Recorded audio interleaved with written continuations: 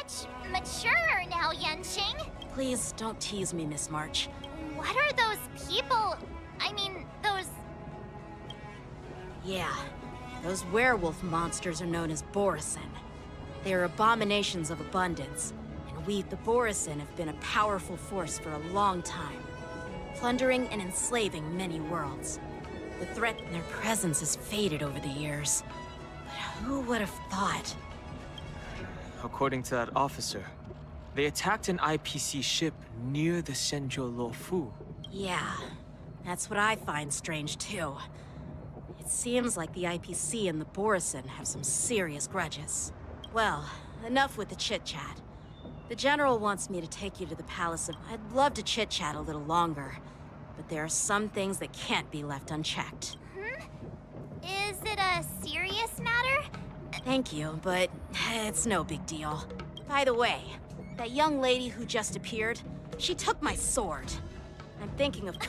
I doubt she did it on purpose.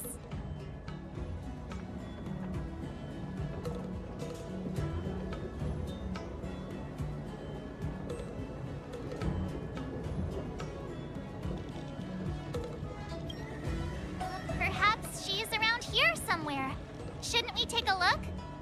All right, let's not keep the General waiting. Don't worry.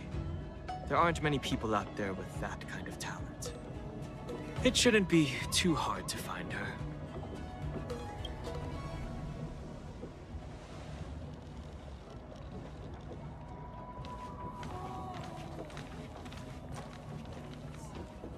There sure are a lot of troublemakers around.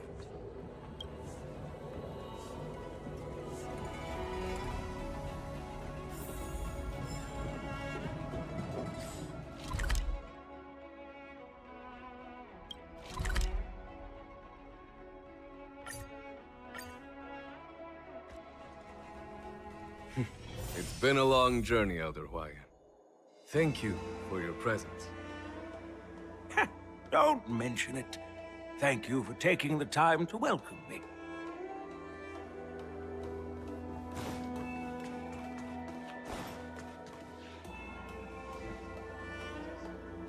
General, I brought our guests from the Express. Oh, I'm sorry for my bad timing. I didn't know you were meeting a guest, General. Don't worry, you're just in time. It's been a while, my friends from the Astral Express.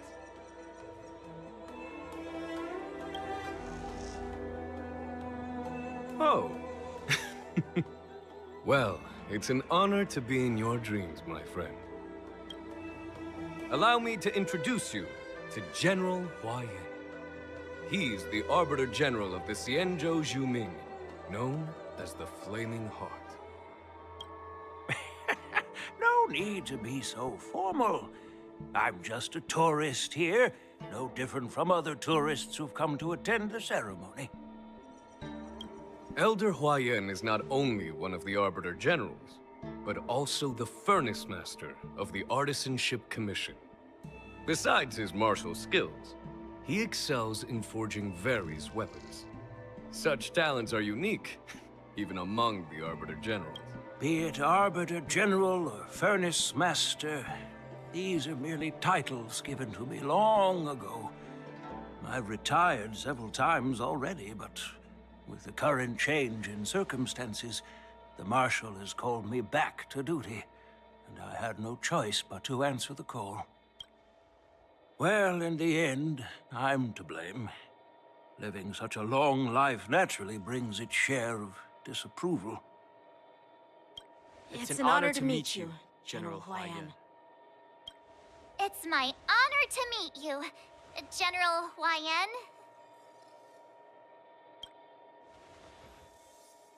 No need to be all formal. Today I'm just a guest on the Lawfu, the same as all of you. So, these three are the ones you mentioned, Jingyuin? The heroes who helped you with the Ambrosial Arbor crisis? Indeed. There's Don Hung, March 7th, and him. Without their help, I'm afraid the Lawfu might not have easily overcome this crisis. So, the Imbibitor Lune's reincarnation has returned to the Lawfu and will attend the war dance. I'd love to have a drink with you, should the chance present itself. You're more than welcome, General Huaiyan. And this young friend is? Yanqing, my apprentice.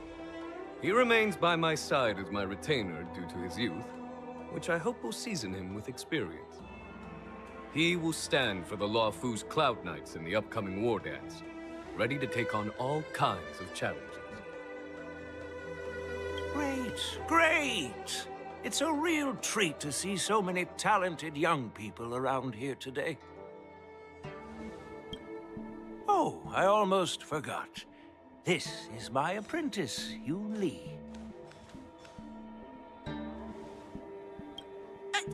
It's you! Oh, it's you. Hello. Oh, you two already know each other? Guess we don't need any introductions, then. What a coincidence! I was afraid I'd have trouble finding this girl. Oh? Now you've piqued my curiosity. Tell me. She helped me capture the escaped Borisin prisoners at the Starskiff Haven. Allow me to express my gratitude for you. But when you left, you took my flying sword with you. Your flying sword? Oh, so that's why I found a dagger in my bag. Turns out it's yours. Yes, it is. Now that we've met again, I Nope, that won't do. won't do? You want your sword back, right? Well, you can't just take it back. On the Juming, when you lose your sword on the battlefield, you have to reclaim it on the battlefield. As for this little sword, it was supposed to strike that escaped Borisin prisoner. But unfortunately, its owner's agitated state caused it to fly off like a kite with a broken string. And it missed. By the way, if I hadn't caught it and helped it hit its mark, that Borisin prisoner would have gotten away. Hold on a sec, Yuan Li. You took my sword without even asking, and now you're refusing to give it back? So much for Lawfu's sword masters. What did you just say? If you just stepped up and took your sword back from me fair and square, I would have totally respected you. But nope, you tried to play it down, expecting me to just hand it back to you like it's nothing. In front of everyone. With all due respect, you don't honor your sword, so you don't deserve it.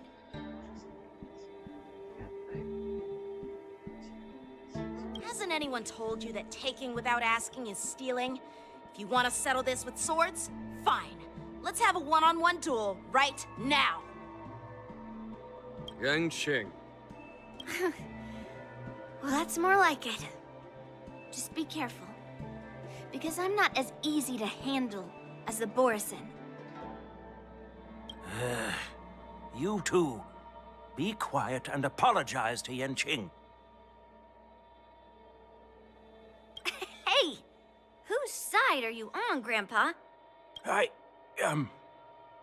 don't take sides. It's a small misunderstanding, and an apology would be too much. I've heard about the Zhu Ming's incredible swordplay and craftsmanship. Most notably, the legendary Flame Wheel Octet. Seeing Miss Yuan Li, who is among those ranks today, well, I must say, she definitely has that fiery edge. Such grandiose names. Some folks love to spin these fancy titles, trying to set the Cloud Knights apart. Yuan Li is still just a young girl, a bit awkward and hot-tempered. Well, everyone, Elder Huaiyan and I have some business to discuss. For now, Yanqing, why don't you entertain our guests? I'll find another chance to talk with you all. I'd like to express my gratitude to the Astral Express for helping. That's so kind of you. I mean, you've already thanked us so many times. Please forgive me for coming at an inconvenient time. You needn't apologize, General Huayan. All right, Yuan Li. Take this opportunity to clear things up with Yanqing. Yeah. It's better to make friends than enemies. But I won't be heading to the inn just yet. I want to visit Lingsha. She just arrived in the Lawfu and could use some help settling in. Yangqing, once you've helped our guest get settled, go to the Artisanship Commission for me. I've heard about the attack and the detainment of the IPC ship. Qingzu sent word that the IPC members are protesting and wish to have their cargo back. See if you can calm them down. Don't get aggressive. Just make it clear that the Xianzhou Lawfu has no intention of violating their rights. I'm on it.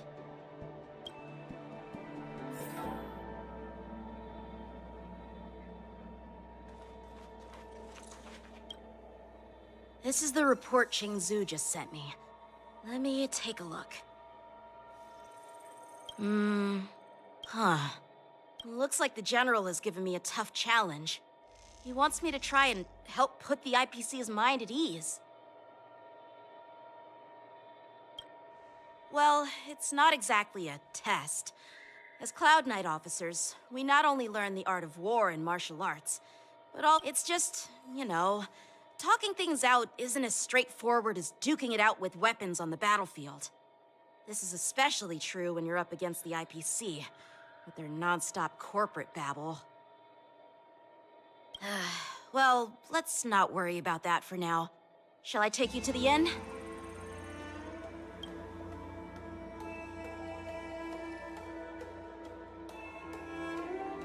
It is the Lawfu's honor to have you in attendance at the war dance.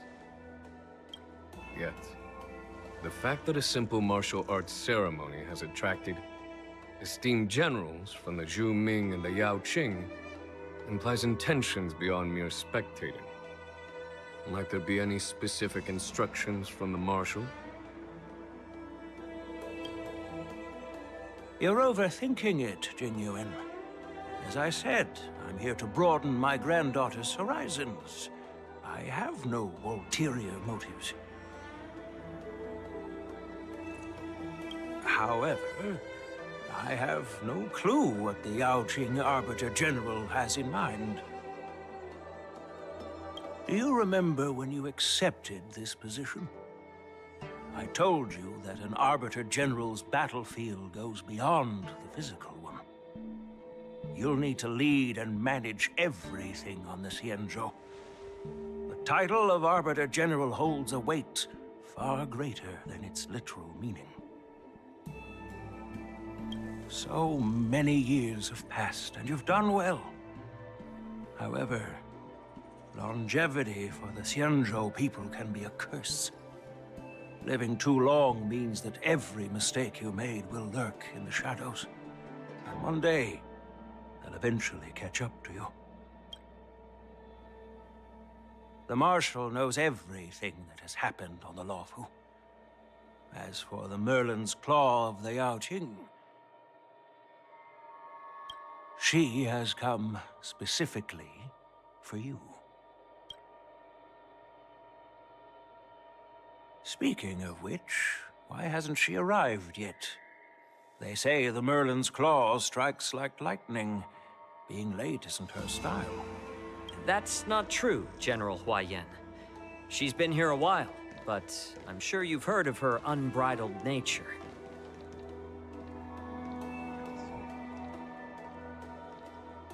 As soon as she disembarked from the star skiff, she mentioned having something to attend to and simply disappeared. You must be the messengers from the Xianzhou Yaoqing, I assume.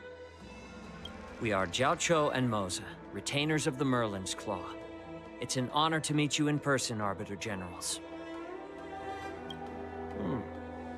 Now this is interesting. A guest who doesn't come to visit but sends a message instead. What does she mean? Tell me, what could be more important to her than coming here? Master heard about a spectacular view in Scale Gorge Waterscape. I believe she went there to enjoy it. A spectacular view? Ha! Did you hear that, Jingyuan? This person is being sarcastic. Please do not misunderstand me, General Huaiyan. I was simply stating the truth. Master thought it would be inappropriate to keep you waiting, so she sent us here. Once she's finished with admiring the scenery, she'll personally come and apologize to the both of you.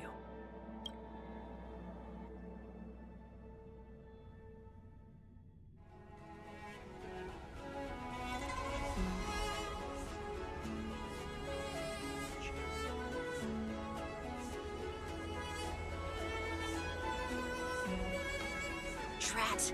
I forgot to ask Yuan Li to return my sword.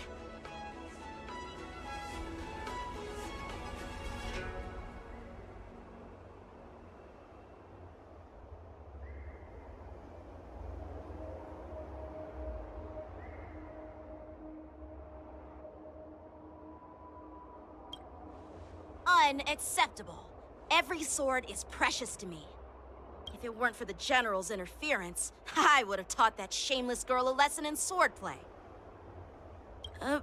By the way, I don't know if it's just me, but the General seemed a little reserved. Could it be because of Elder Huaiyan's visit? Reserved? Really? Maybe I'm just overthinking things. No, you're not.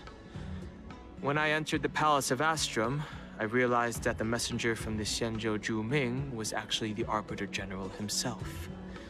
So, the messenger from the Xianzhou Yao Qing must be the Merlin's Claw herself, I presume. That's right. Well, that's what makes this entire thing so unusual. What's so unusual about it? They simply received an invitation from Jing Yuan. Just like... The war dance is just a small festival. And now we have two Arbiter Generals from other Xianzhou ships here. I'm afraid they're here for something more. Maybe they've come to hold Jingyuan accountable for the Ambrosial Arbor crisis? Hold him accountable? Come on, didn't the Lawfu fall victim to the disciples of Sanctus Medicus and the Antimatter Legion? Don Shu's rebellion and Ventilia's scheming are merely one side of the story to the other Arbiter Generals of the Alliance. Only a single piece of incontrovertible evidence remains, creating an endless source of potential complications. The Ambrosial Arbor. Yes. It's undeniable that the Plague Mark, which was subdued by the Xianzhou Lawfu, has resurfaced. But was it really a conspiracy instigated by the Antimatter Legion? Or does it indicate a traitorous intent from within the Lawfu, implicating Jingyuan himself? Once the spark of suspicion is kindled, it proves hard to extinguish.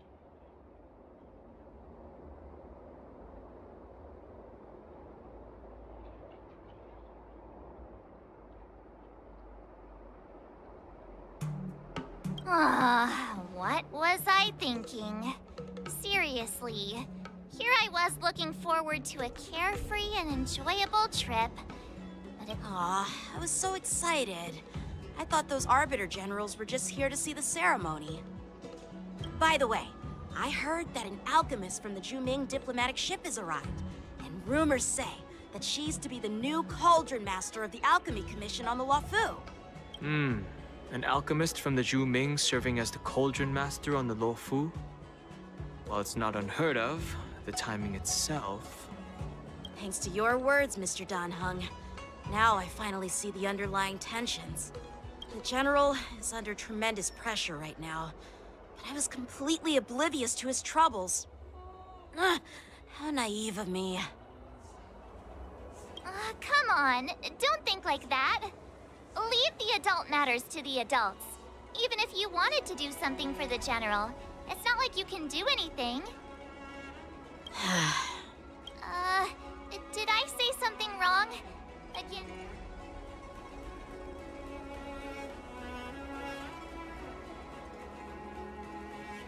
Miss March is right.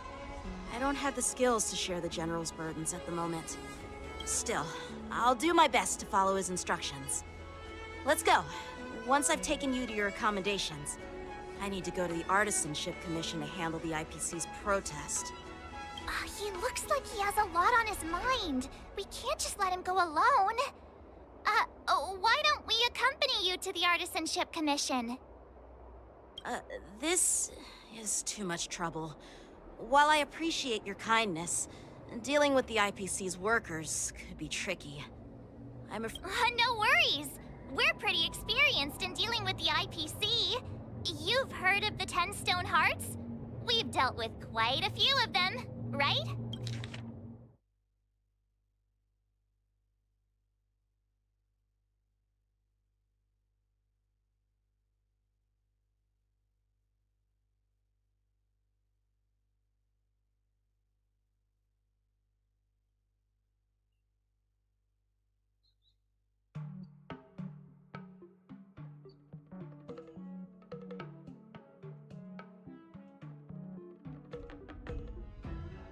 Сейчас уже сюда заканчиваю.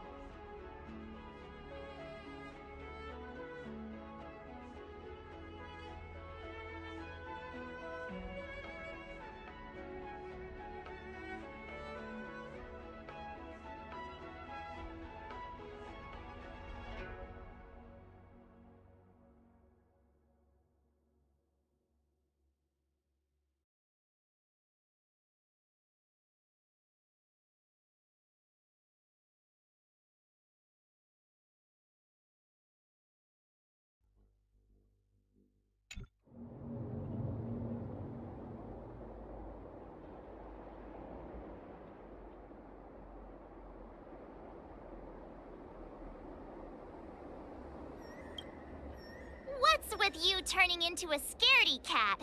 I didn't see you worrying about lawsuits when you wrecked that giant mech. Well, since you're willing to help, I won't decline your kindness. Let's head to the Artisanship Commission and meet them.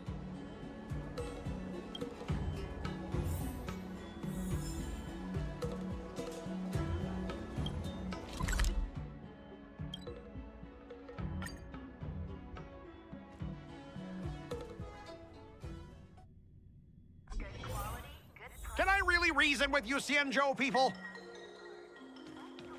I think I get it now. In your words, this is called looting a burning house, right? But I am trying to reason with you here. Please stay tuned.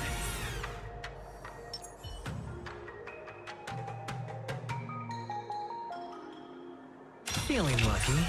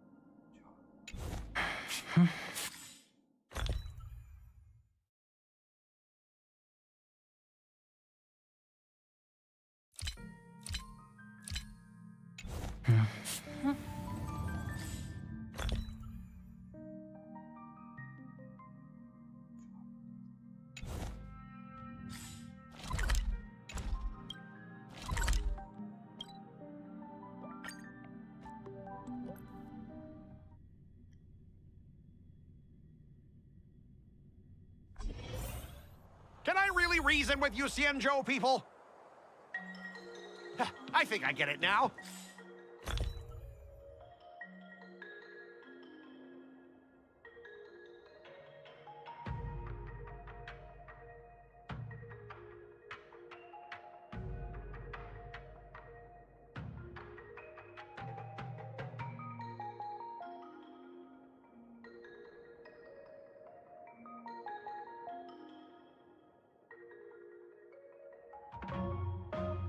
In your words, this is called looting a burning house, right?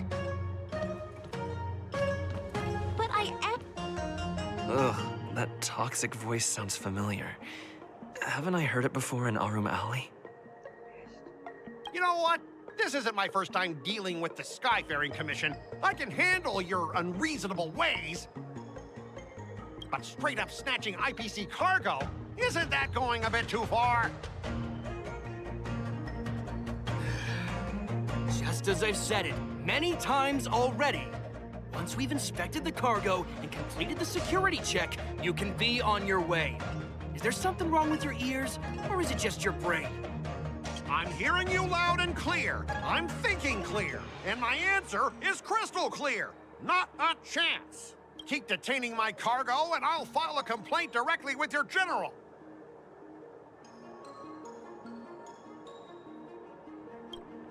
I was gonna ask you the same thing. Why do I keep running into you?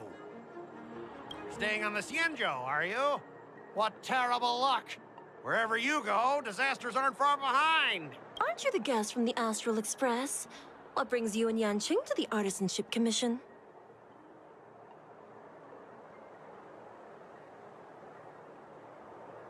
Trouble caused by the IPC? I'd say it's caused by the Skyfaring Commission. Looks like you've met this IPC worker before. I'm not sure if that's a good or a bad thing. I was sent here to deal with the IPC protest, Miss Shikui. What's going on here? As you know, this IPC transport ship was attacked by the Borison and rescued by the Juming's diplomatic ship. Then the Cloud Knights were instructed to bring it back to the dock for repairs and inspections. And this is Mr. Scott, the person in charge of this transport ship. So, you're Scott. I've heard him mention you. Weren't you kicked off the Lawfu before? Like I wanted to come back. I thought I'd just dock at the harbor for repairs and leave this forsaken place for good. Little did I know, as soon as the ship entered the harbor, a bunch of Cloud Knights showed up and snatched all our cargo from the hold. What do you mean by snatched? I've told you 1,000,000 times. It's a security check. Then why did you bring the cargo to the Artisanship Commission? You even brought in some shady craftsmen. It's obvious you're trying to steal the IPC's patented technology. Listen here. Firstly, the Skyfaring Commission detected dangerous items that could possibly be weapons in your cargo hold. That's why they called me here, to double check. Even if there are dangerous items, what do they have to do with you? It's not even being shipped to the Lawfu. We'll just fix the ship and be on our way. We won't unload our cargo here. But you'll have to stay in the port for several days before your ship is repaired and you can take off again. How can we just leave unchecked items sitting here? I understand, but we don't need to disassemble the cargo if it's just a security check, right? In most cases, we don't. However, our scans discovered that the cargo doesn't only contain machinery, but also some substance that resembles biological tissue. Biological tissue? Does this crate contain living things? I'm afraid we'll need to wait for the Alchemy Commission for further confirmation. In any case, According to our regulations, we need to unseal one of the crates for further examination. But this IPC specialist has been hindering us on the grounds of patent secrecy. The Alliance's regulations on biological products are very strict. Without further inspection, there is no way for the Skyfaring Commission to release the cargo. Oh, really? Fine! If anyone lays a finger on that shipment, they'll have me to deal with. It doesn't matter if it's mechanical or biological. It's none of your business. I'm filing a complaint against the Skyfaring Commission's ridiculous regulations. This Mr. Scott seems stubborn and difficult to persuade. Honestly, I really don't want to have a vicious confrontation with the IPC.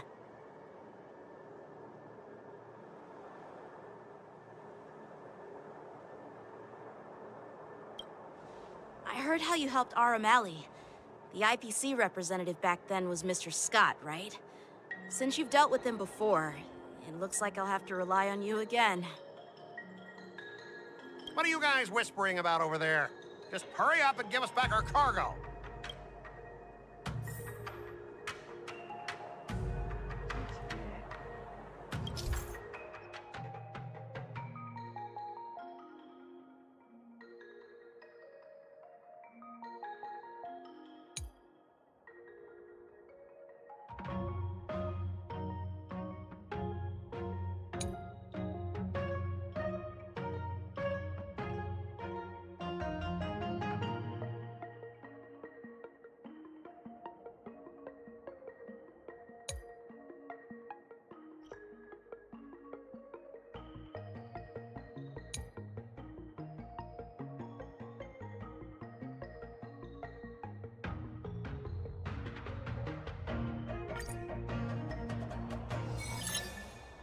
As I recall, this guy won't listen to reason and can only be persuaded with intimidation. But he does seem to follow rules to some extent. Let's use that against him. Speaking of regulations, we have our own laws and regulations too. According to Article 4 of the Xianzhou Alliance IPC Trade Consensus, the Alliance and IPC shall never infringe on each other's intellectual property rights.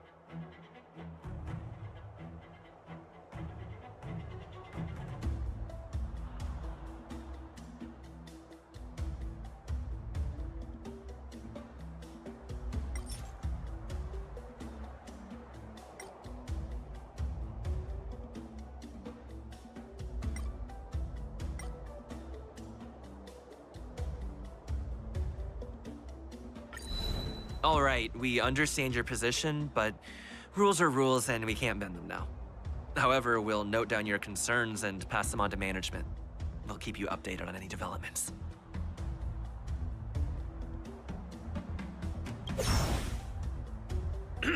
Even if we set aside the secrecy of intellectual property, these prototypes built by the Intelligentsia Guild are incredibly valuable, beyond your wildest imagination. If anything goes wrong, you won't be able to pay for it even with your lives.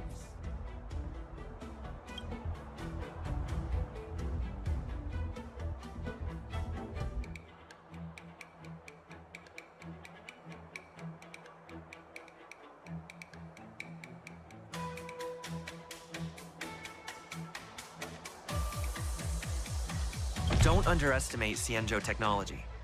Even if they need to dismantle your cargo, the Artisanship Commission can easily put it back together. Yeah, Go ahead and brag about their skills. After all, you're just a negotiator they hired. But I'm different. I'm an IPC member, and my fleet has accepted this transportation order. Naturally, I need to be responsible for the integrity of every piece of cargo. Besides, the cargo on this transport vessel belongs to the Intelligentsia Guild. If you want to inspect the cargo, shouldn't you at least call in a member of the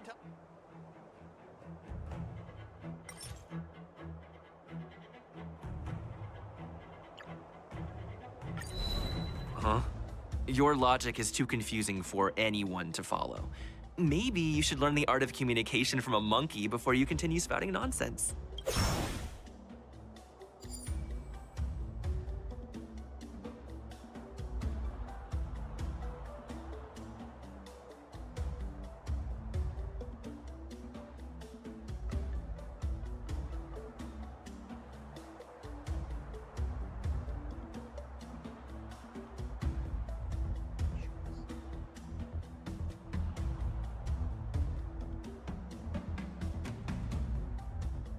I'm pretty tight with Dr. Ratio from the Intelligentsia Guild.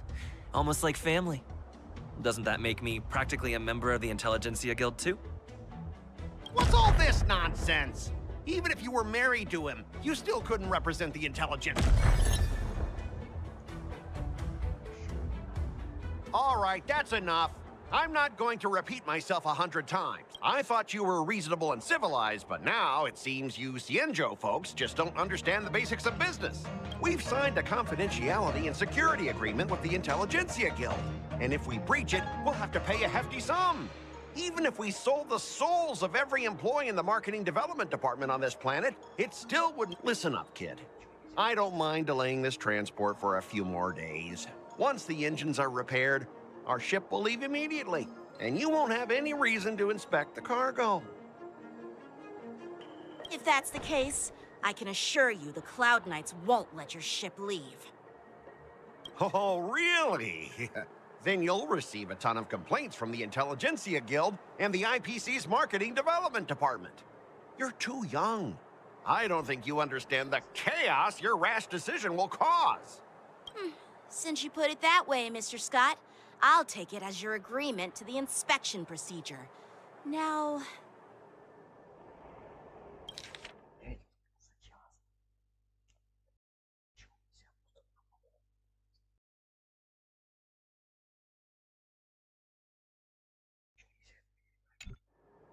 Ah, not so fast, you little brat.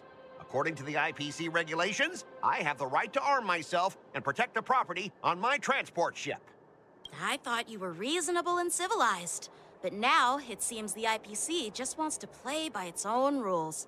My apologies, Mr. Scott. Stop him, guys! For the Amber Lord! For the Amber Lord!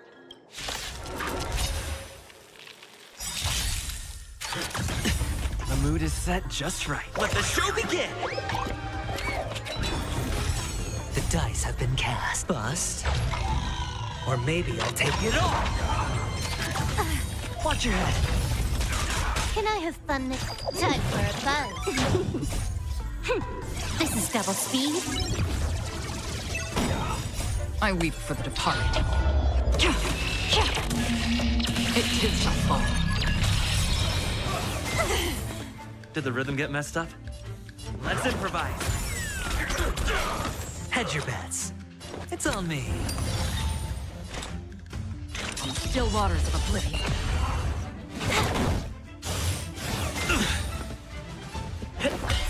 Sure, I'll play along. Destined for oblivion. Time for a buzz. Take your positions.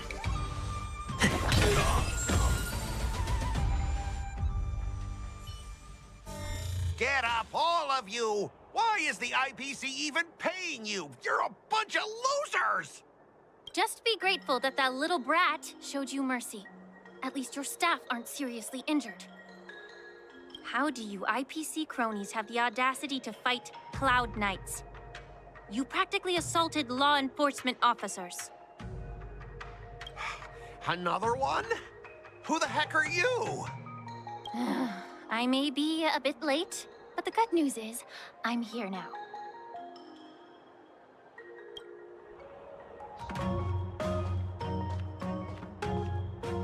me to introduce myself. I'm Lingsha, Cauldron Master and head of the Alchemy Commission on the Lawfu. Could she be? Yeah, she's the new Cauldron Master assigned here from the Xianzhou Juming. I received a report from the Artisanship Commission about cargo containing samples of unknown organisms. It said they needed help from the Alchemy Commission. I had nothing better to do, so I came myself. It's fine, Mr. Scott. If you really don't want your cargo to be inspected, it doesn't matter. It doesn't matter?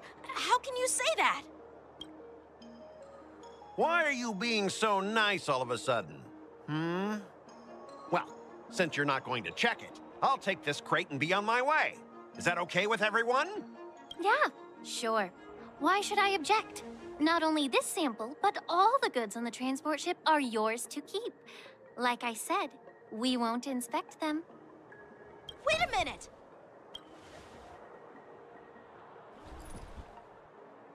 Well, that's more like it. If only the young displayed a more reasonable attitude, we could have sidestepped that altercation just now. Our ship will leave in a few days once the engines are repaired.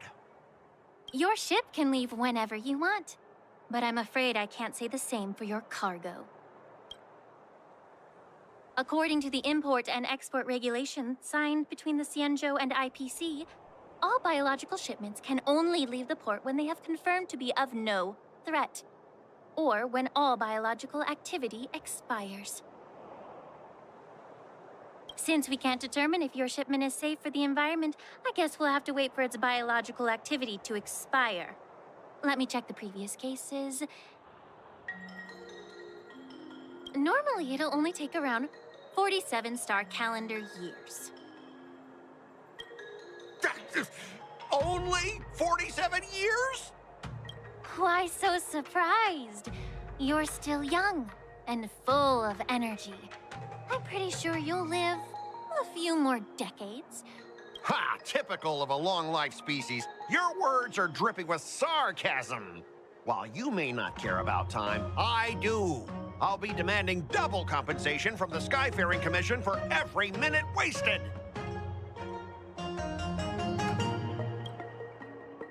Sure thing, Mr. Scott. You seem pretty confident that your career and life will last long enough to witness this victory unfold.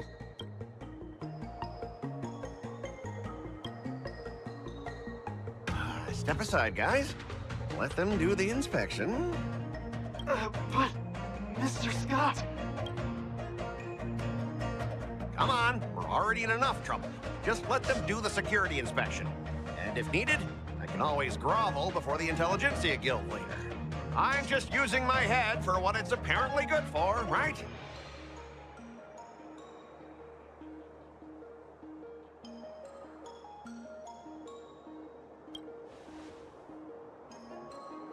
Well, honestly, at least you're not as annoying as that woman.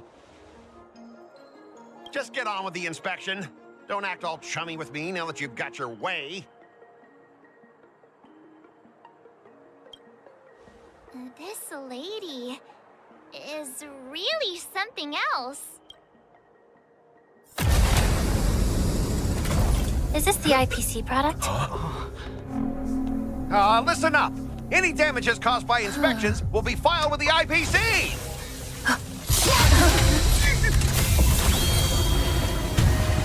Turn it off!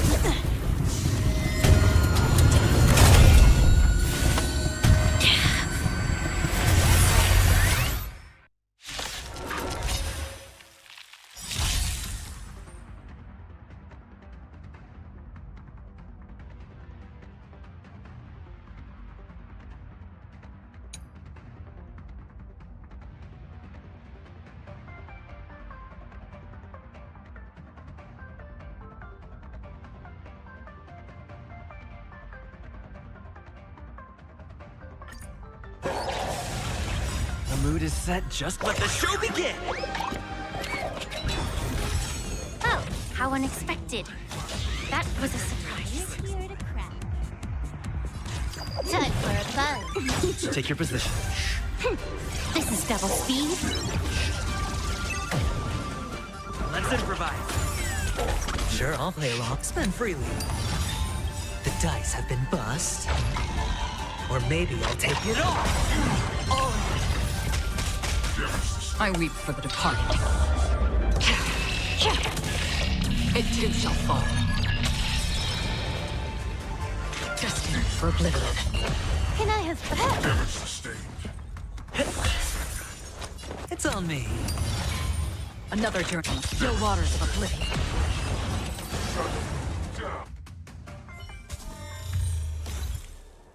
Were you seriously planning to leave this stuff unchecked at the dock for days? That's way too dangerous. I had no idea about it. You must have accidentally triggered the cargo's defense program. I don't think trying to shift the blame is a wise choice. But seriously, I don't know why that thing suddenly started moving. I swear on the Emperor Lord. Enough. Miss Shikue, please escort our IPC guests to the Skyfaring Commission. I'm on it. Please follow me, Mr. Scott.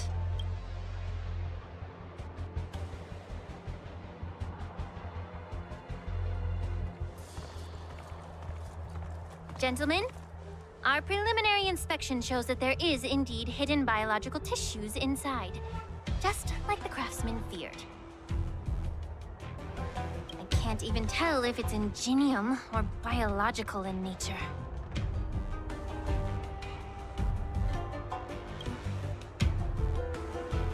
The core of this device is what they call wetware in industry slang. To put it simply, this machine operates with a kind of biological nerve as its control center. I'll take some samples for the alchemist to analyze and figure out where the biological tissue comes from. Why would the Intelligentsia Guild use such unethical technology? Perhaps they're trying to create a new weapon? Whatever the reason is, it's probably why the Borisin attacked the ship. No wonder the IPC were trying to obstruct our inspection. I'll contact the Ten Lords Commission and ask the judges to come and give their final verdict on this. According to our rules, all prisoners and weapons involving dangerous creatures must be taken to the shackling prison for further sentencing. After all, it's the safest place on the Lawfu. As for you, Mr. Craftsman, please go with the Cloud Knights and explain the situation to the judge.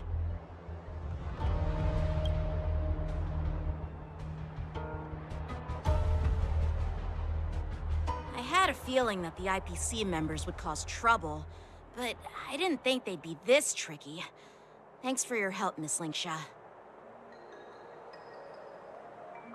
I should thank you for saving my life. Your sword skills were impressive. Taking down that big guy. I thought the General's retainers were all burly martial masters. I didn't expect Yenqing to be so...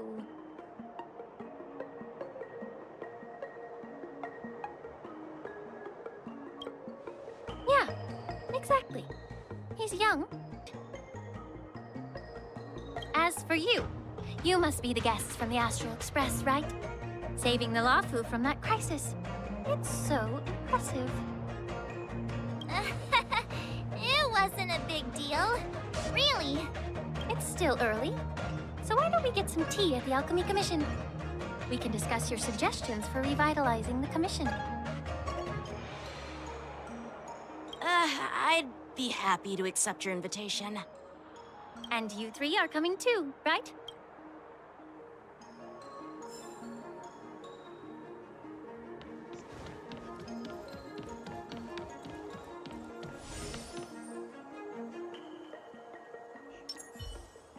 Please stay tuned. Feeling lucky.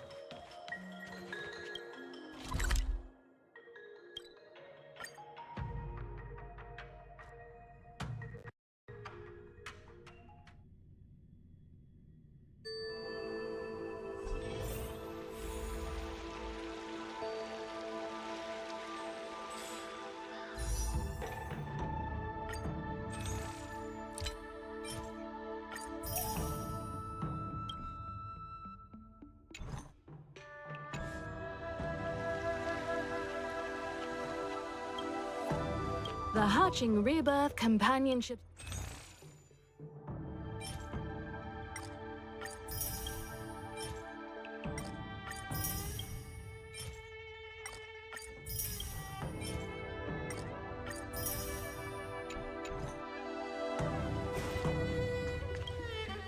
Hey! You're back! Why didn't you say anything in the group chat? I'm on duty. Let's catch up later.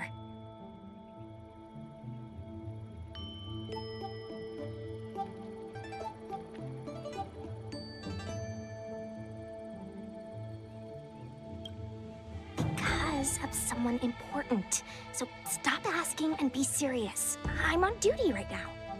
Stop hanging around here and find something better to do.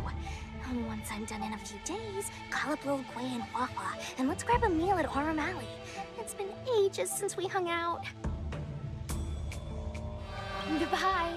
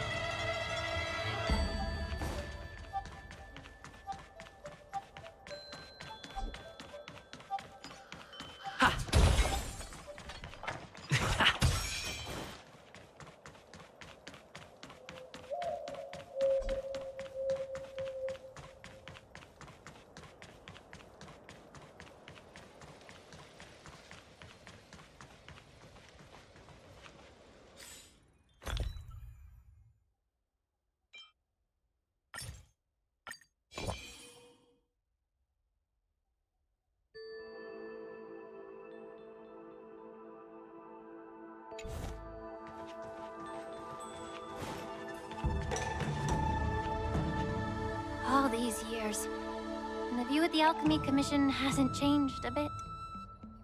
The tides come and go, but the ancient sea remains the same.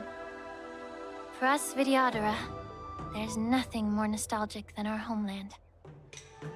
You're a Lofu native, Miss Lingsha? Yes, I grew up here, listening to the sound of waves while researching prescriptions with my mentors and peers at the It's kind of sad, isn't it?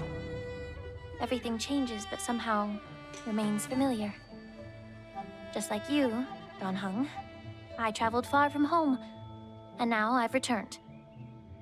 Seeing the view here would be even better without the ambrosial arbor. Oh, really?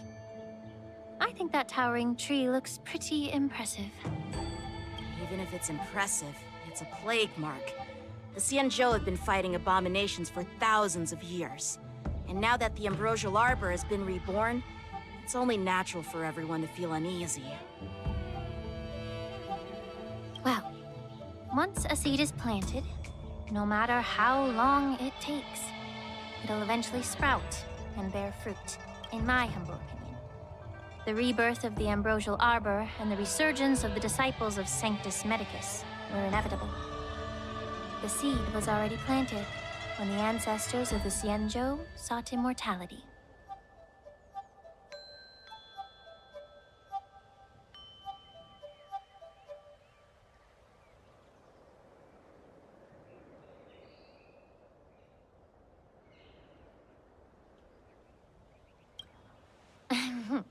My bad.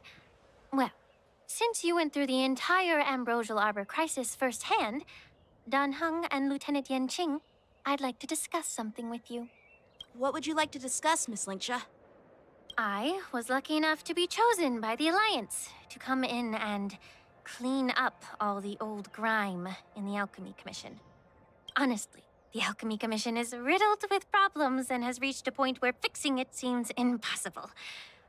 I'm looking to remedy this problem, but was wondering if you could provide any insights. Well, even though I'm a Vidyadharan like you, I'm an outsider, just like my companions here. I can't really say much about a remedy, but I do have a piece of advice, Miss Lingsha. The Vidyadhara and the Alchemy Commission on the Lofu have always been intricately connected. If you cannot distance yourself from these ties, Miss Lingsha, changing the situation within the Alchemy Commission may be... I may not know about politics, but I do know that the disciples of Sanctus Medicus have been operating within the Alchemy Commission for years. If you're determined to root them out, maybe you should discuss it with the General. I see. Thank you for your valuable insights. While the Lux Arrow from the Rainbow possesses unparalleled power to sever the Ambrosial Arbor, it can't sever mortals' desire to prolong their existence. Just like how the Cloud Knights can eliminate the remnants of the disciples of Sanctus Medicus, but are unable to calm the hearts and minds of the people within the Alchemy Commission. Our Xianzhou forebears knew this well, and that's why they entrusted the duty of guarding the roots of the Arbor to the Vidyadhara. However, the Vidyadhara are still only mortal beings. 30 years ago, my mentor served as Alchemy Commission's Cauldron Master. She recognized the emerging undercurrents and sought to cleanse the source of the disturbance. Unfortunately, even though she was skilled in the art of healing, she didn't understand the human heart or how to eliminate the sickness lurking within the depths of the Alchemy Commission. In the end, she was framed and exiled to the Juming. I was also implicated and had to leave the Lawfu.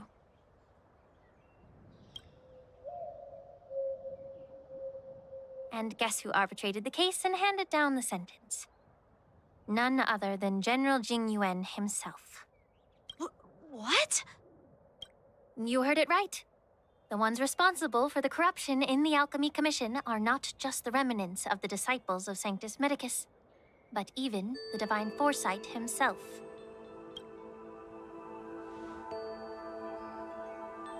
Alas, why is your face turning pale, Yanqing? Don't worry about it.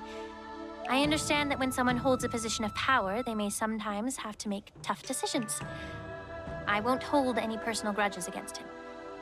Besides, at our age, holding personal grudges is a luxury we can't afford. Lingsha, you're back! I've been waiting ages for you.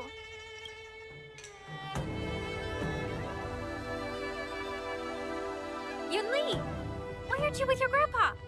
What brings you to the Alchemy Commission?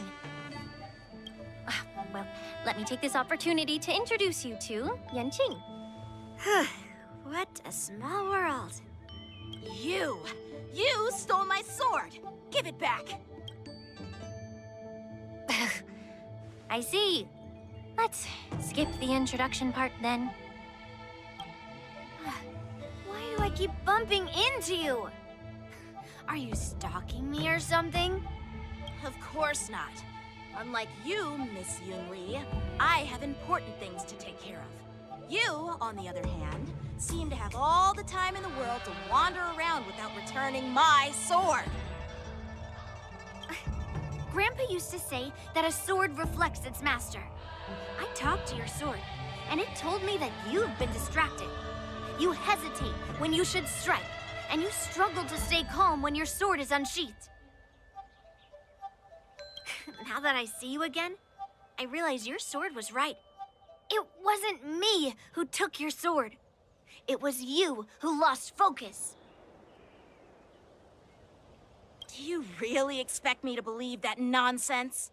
I've been taking it easy on you because you're a guest from the Juming, but you're not taking the hint. Don't people from the Juming know you're supposed to return what you've borrowed? Just look at this flying sword. Even if I gave it back to you now, it'd just be taken away again in a few hours. You know the Cloud Knight saying, a Cloud Knight must never let slip their weapon, yes? Well, sure, I can give it back to you now, but on the battlefield, that's a whole different story. Flying sword. Fine! You don't have to give it back, because I'll take it back myself!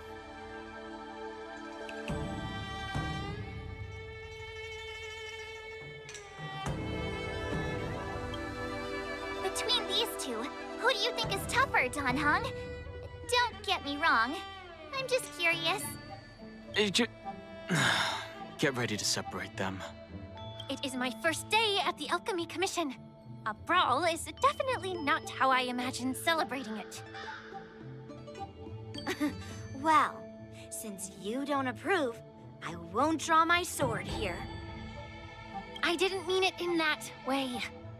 Since you've already drawn your swords, you'd be disappointed if you didn't get to test one another, right? I've received reports that the delves near the Alchemy Commission are still infested with abominations. Seems like my predecessors left quite a mess. So, if you two want to determine who's better, why not focus on them instead of each other? Clearing out some abominations? Sounds boring. It's the Cloud Knight's duty to eliminate those abominations. You don't have to ask me twice, Miss Lingsha. I'll help you get rid of them. Oh, you think you're the only one who knows how to behave? If Lingsha needs anything, I'll gladly draw my sword and help her out. It's so heartwarming to see both of you being so sweet and caring. So then, shall we get going?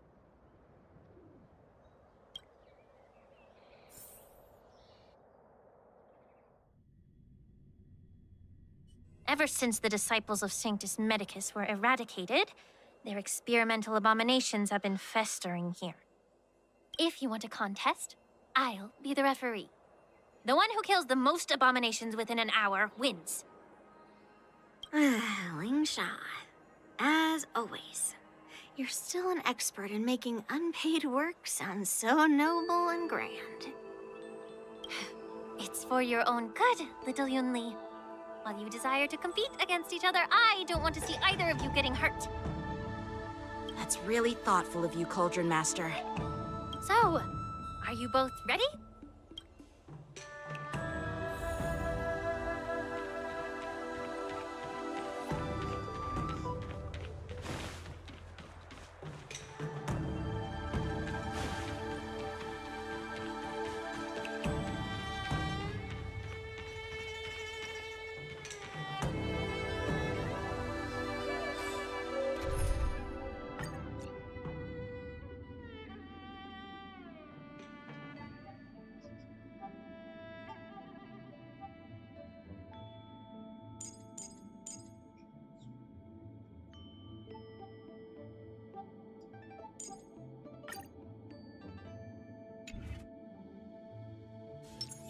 Please stay tuned.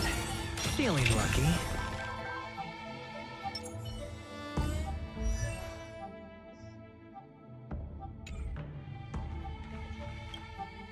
Ugh.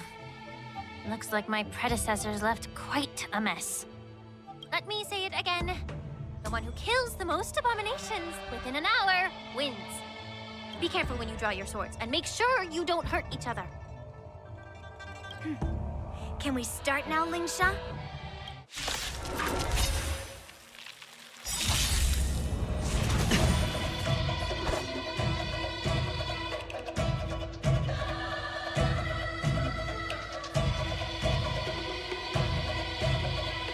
The mood is set, just let the show begin! The dice have been cast. Bust. Or maybe I'll take it all! Watch your head! Blade and flash! Did the rhythm get messed up? Dreams do come true. Sure, I'll play along. It's on me. Free will, destined for oblivion. I weep for the departed. It is my fault. I didn't expect someone who can't even hold on to a sword to actually have some skill. Time for swordplay!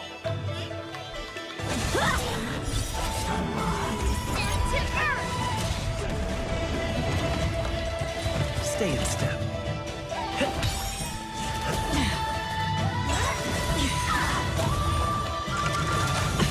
All right. Hedge your bets.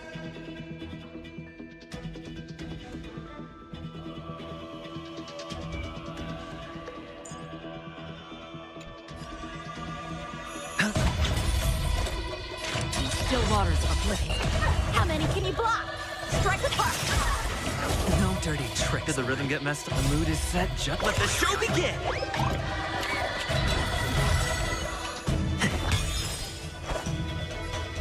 Bladed flight! Through clouds! You've got style with those moves, but you're not striking where it counts.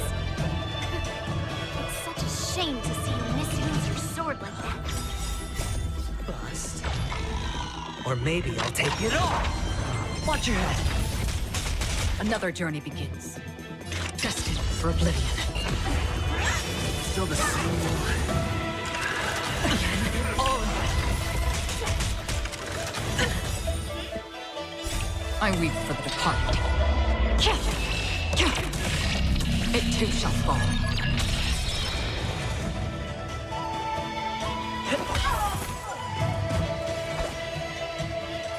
Strike with heart! Practice is over. Swords descend!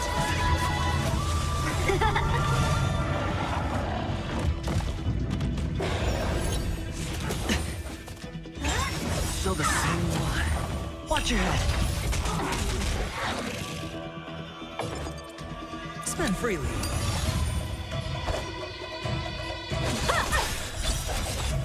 Free will, or was it fate? Still waters of oblivion.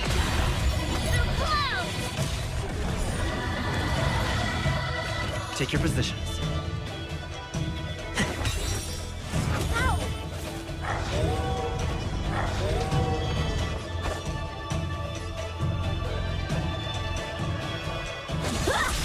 Sure, I'll play along. It's on me.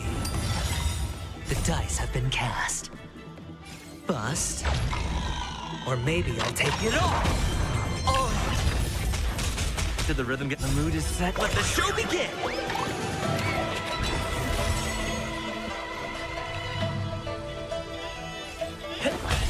That's half the work. Destined for oblivion. I weep for the departed. It too shall fall. No dirty tricks, all right.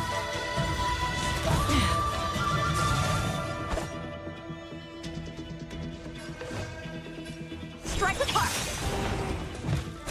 Through clouds! Hedge your bets.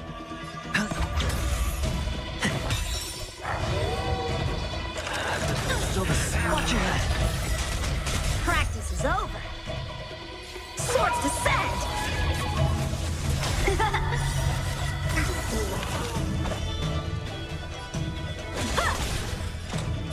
Still waters of oblivion. Sure, I'll play along.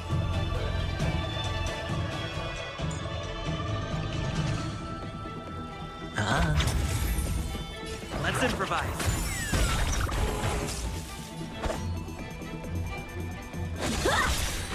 Through clouds! See? I won. Your technique was all over the place, and you relied too much on speed. Is this really all the Cloud Knights of the Lawfu can muster? So, All you did was chop down a few monsters. Don't get carried away with yourself. oh, well then I'll give you a chance. Defeat me or hand over all your swords. If you're trying to pick a fight, just ask, because I'm ready for ya.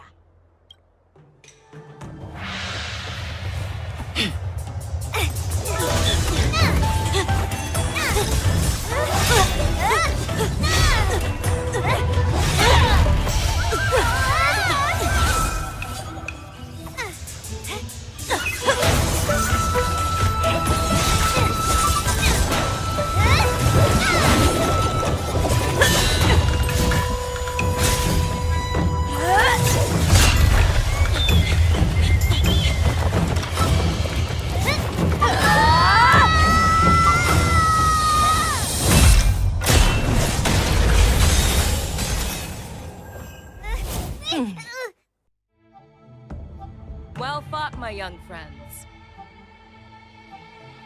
However, both of you have shortcomings. One of you focuses on dodging and weaving, while the other relies on brute strength, trying to take down targets with a single strike. Who are you? Me? I'm just a patient seeking medicine from the Alchemy Commission. A passerby, if you will. I thought I'd see my fill of impressive fights during the war dance. Yet here I am, able to witness a remarkable fight at the Alchemy Commission, of all places. Well, the Lawfu is never short of surprises.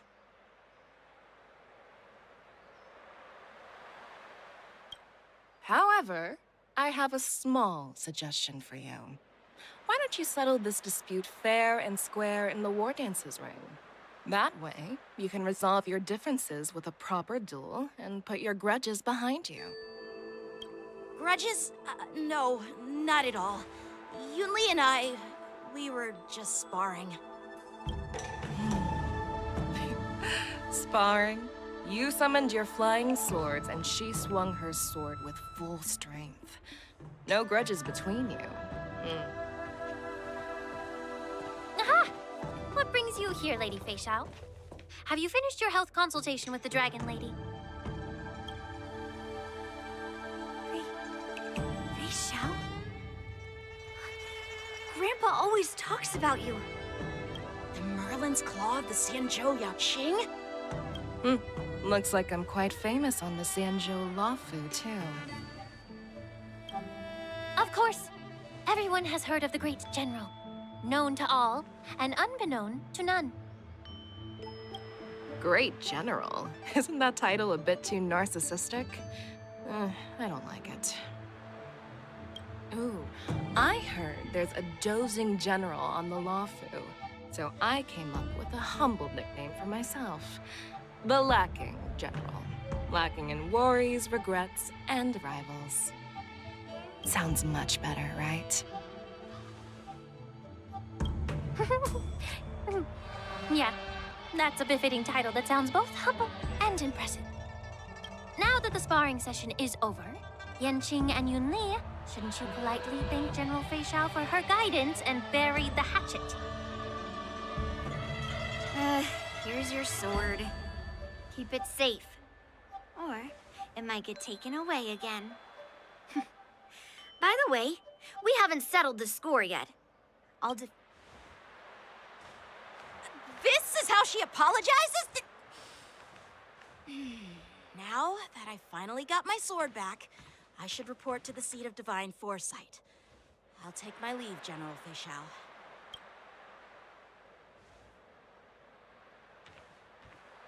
Oh, by the way, Miss Linksha, if you've got some free time, I'd like to invite you to the seat of divine foresight for a chat with General Jing Yuan. I think there's more to those personal grudges you mentioned earlier.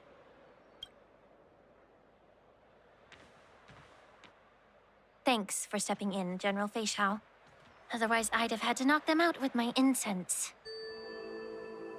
Not at all. Just doing what you asked. How about we call it even as payment for the healer lady's consultation? Sorry, but even a general needs to pay their bills. We don't do credit here. And let's not forget, you'd have been waiting decades for a chance to see the Dragon Lady if it weren't for me. Well, you can always send the bill to the seat of divine foresight and say it's for mentoring those kids. After all, it was quite the effort splitting them up. I nearly had to get tough. Now, if you'll excuse me, I need to find a spot and get some fresh air.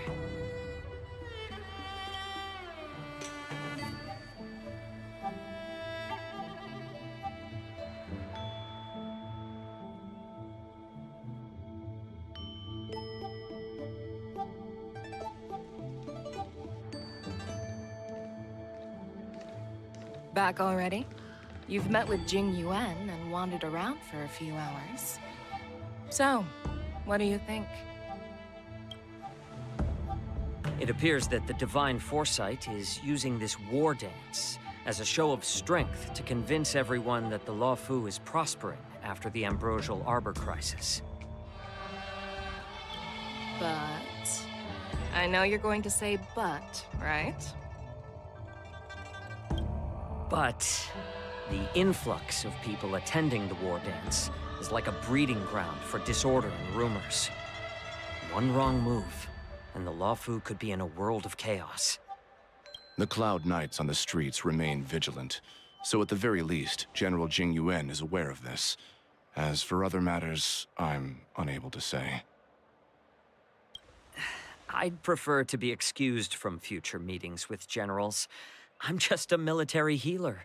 And now all of a sudden I'm thrust onto the center stage having cordial chats with two generals? My work doesn't lend itself to being in the limelight either. Just stop whining. At least you're in one piece, right? Before getting in touch with General Jing Yuan, I wanted to put aside my assumptions and see his momentum. That includes the overall bearing of the Cloud Knights on the street, what people are saying, and how those close to him behave. The might of an army dwells not within its pawns, but within the force of its collective momentum. Recognizing this fact reveals the true measure of power. Thanks for enlightening me, General. A perfectly clear statement turned confusing thanks to your translation. You've made me lose where I was now. Anyway, this is how I operate in battle, so you might as well get used to it. Are you treating General Jing Yuan as your enemy? The longest-serving general of the Xianzhou Lawfu. Do you think he'd have only a few enemies? By the way, General, you met the healer lady, yes? Could you show me the medicine she prescribed you? Well, the healer lady couldn't do anything about my condition. She just told me to enjoy some tasty food.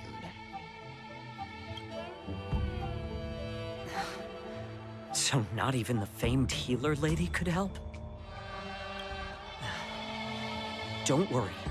I'll fulfill my promise and find a way to cure you. Actually, I've found some leads. Well, life and death, Zhao Zhou. It's all predetermined. Upon starting my military career, I made a pledge that the rest of my life would be dedicated to being the Xianzhou spearhead, hunting down the abominations of abundance till the end of my days.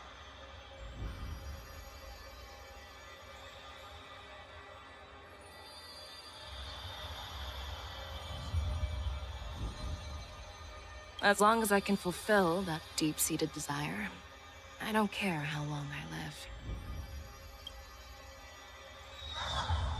You asked if I view General Jing Yuan as my enemy. No. My real enemy has always been myself.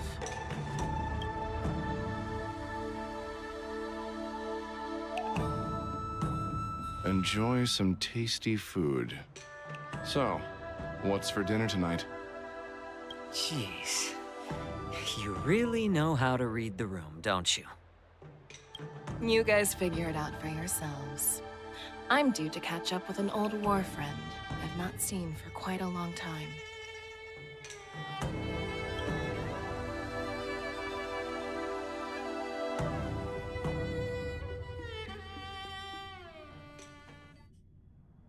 Hey! Was that the Yaoqing general who just dropped in out of nowhere? Oh, she's so awesome. I mean, when Yunh Li swung that massive sword, she just casually blocked her attack with ease. Mine too. Yeah. But to go up against Yunh Li is quite impressive, you know? That aura of heroism and grace. It almost... You think so too, right?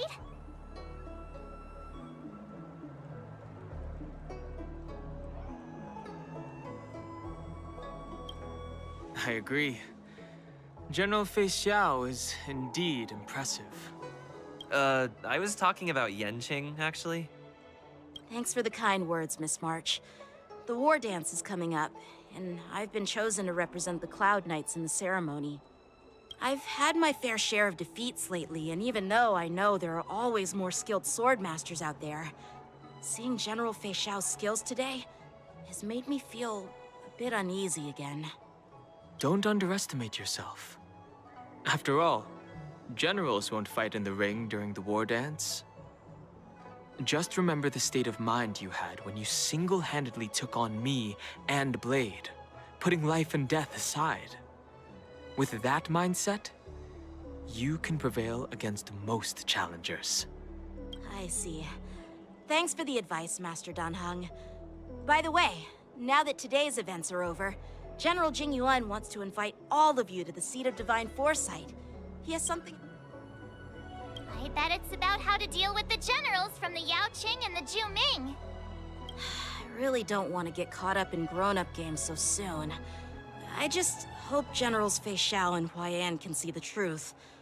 We don't need any more chaos on the Lofu before the war dance.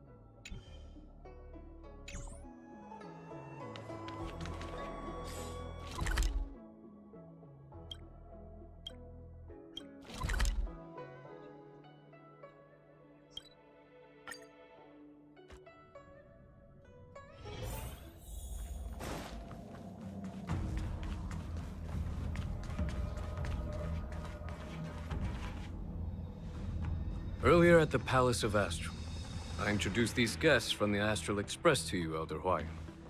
But with all the people around, we only exchanged pleasantries. Now, I'd like to officially introduce them to you.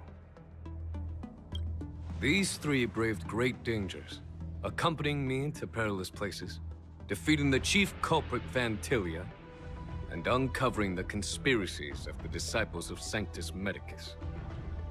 If you wish to know more, please, feel free to ask us. Well, I skimmed through the reports about the Arbor's rebirth from the Master Diviner Hu Xuan. She's been summoned to the Yu Chui for questioning. There are a lot of doubts within the Alliance about this whole situation. But despite all that, I believe in you. Since you joined the ranks, you have repeatedly achieved remarkable feats. After the High Cloud Quintet each went their separate ways, despite the many criticisms within the Alliance, the Marshals still stood firm against the dissenting voices and entrusted the Lawfu to you. Over the years, you've served the Alliance with loyalty and wisdom. You've taken down abominations in Thalassa, rescued the Xianzhou Yu Chui from a siege, and destroyed the demonic planet summoned by the denizens of abundance. I still remember those battles vividly. There are fools who doubt your loyalty. They're happy to see the divine foresight fail because it gives them some kind of sick satisfaction. They haven't achieved anything of their own, so they feed off the failures of others.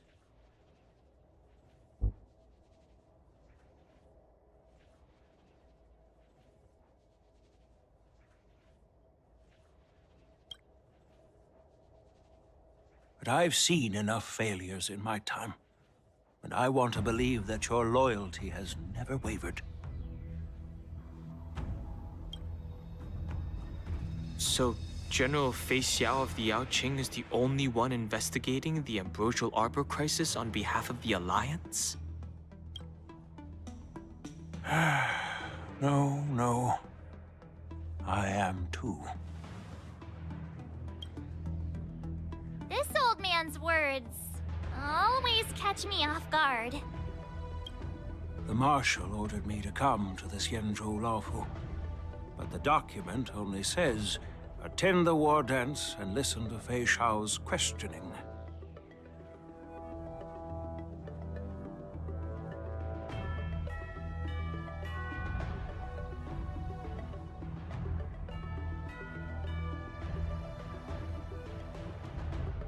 The Marshal is well aware of Jing Yuan's purpose in holding the ceremony and understands the situation he is facing.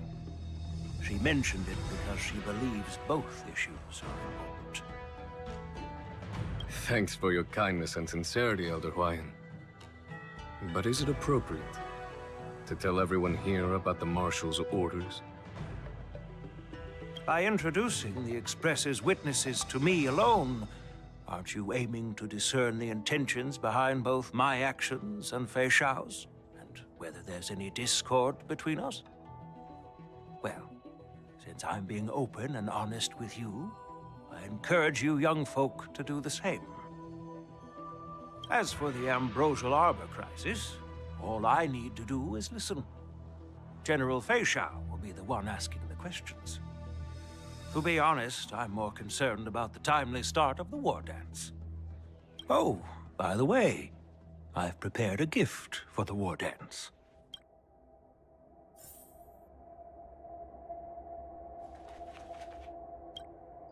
Yes, it's this case right here.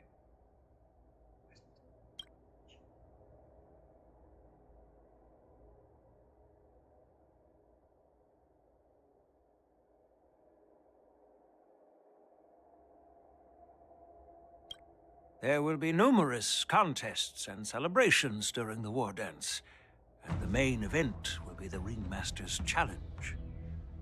The host will dispatch a skilled warrior to take on challengers from all over the cosmos, showcasing the excellent martial arts of the Xianzhou Lawfu. When you mentioned that the Astral Express would be attending the ceremony, I thought the High Elder of the Lawfu would be the Ringmaster. You humor me, Elder Huayan. The healer lady is just a young lady who knows nothing about martial arts. How can I assign her as the ringmaster? I'm no match to you when it comes to joking. What's this box for? This sword case is intended for the War Dance's award. It's empty now, but in a few days, a precious sword will be delivered and stored inside. I don't mean to boast about our skills, but this sword represents the pinnacle of the Zhuming's craftsmanship. It has a legendary history, full of heroic tales from foreign lands, tales that are too detailed to be summarized in just a few words. Since the delegation delivering the sword hasn't arrived yet, I'll just leave the case here for now. I've been wondering who would be worthy of such a sword. And then it hit me. I can award it to the champion of the Ringmaster's Challenge. The ceremony's champion is sure to be a perfect match for the sword. Moreover, I hear that Yanqing is an excellent swordmaster, and that he will be representing the Lawfu as the Ringmaster. So it seems like a perfect gift for him. Thank you for your generosity, Elder Huayan. If you want to give me a sword, just say the word, Grandpa. No need to beat around the bush.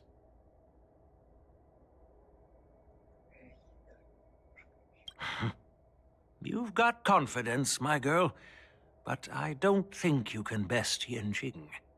I know you're all about swords, Miss Yunh Li.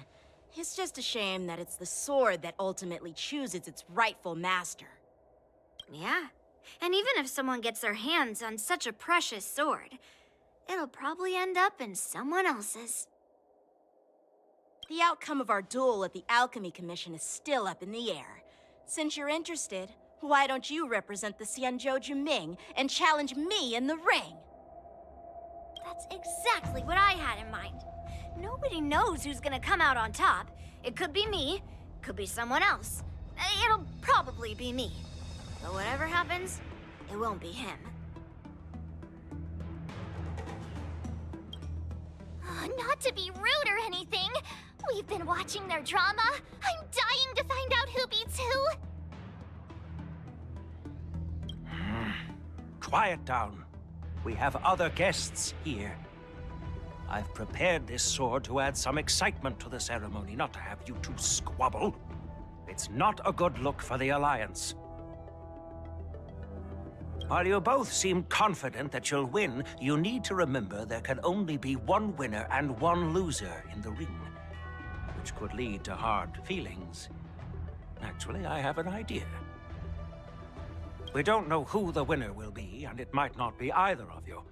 But if you're eyeing that prize, you'll need to work together. I want you to take on an apprentice who will take part in the war dance and win at least one match. How does that make sense? In my humble opinion, while a Cloud Knight is commendable by securing victories, it's even more so to pass on your skills and spread the way of swordplay. I'd be greatly pleased if this apprentice could represent the Express in the war dance by displaying their Cloud Knight flair and prowess. Well, Elder Huayan's idea is quite interesting. Imparting swordplay skills requires teamwork, and both the winner and the loser will learn a valuable lesson regardless of the outcome. The question is, whom should the two of them take as an apprentice? Huh? Who? Wait, me? I noticed just now that Miss March seemed quite interested in the outcome of your sword fight. So I thought, why not teach her the art of swordplay? Wait, are you serious, General? Why am I being dragged into this all of a sudden? I've never practiced swordplay before. I'm a total newbie. You really think I can learn it? Well, you'll probably realize I have no hope and give up on me. And that'd be so embarrassing.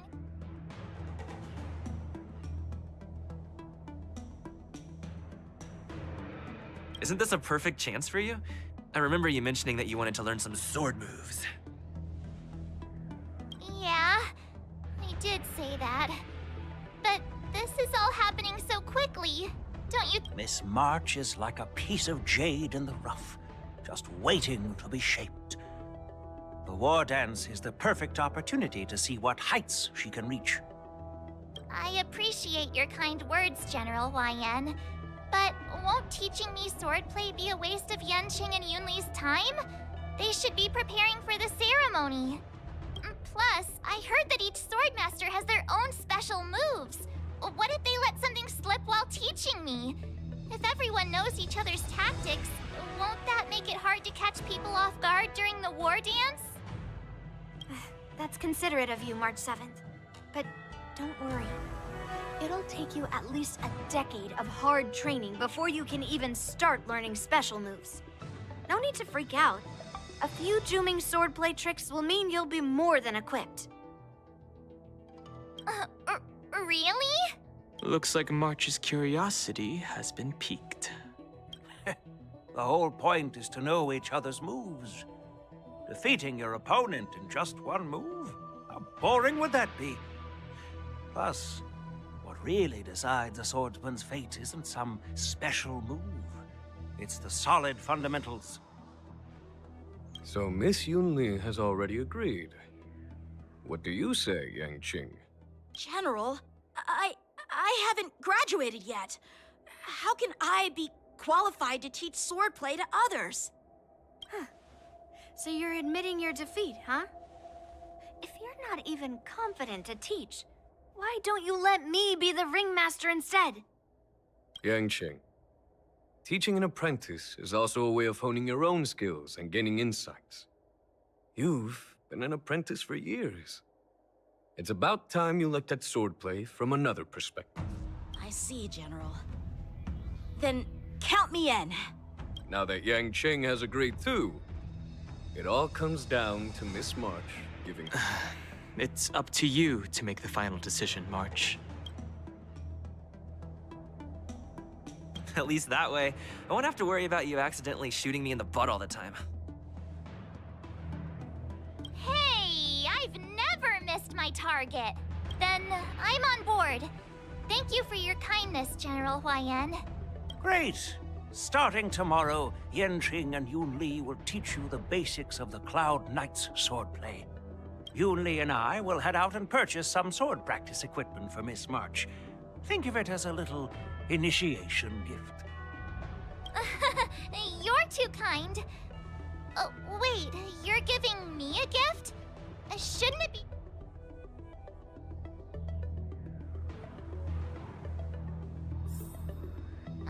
General Huayan's gone.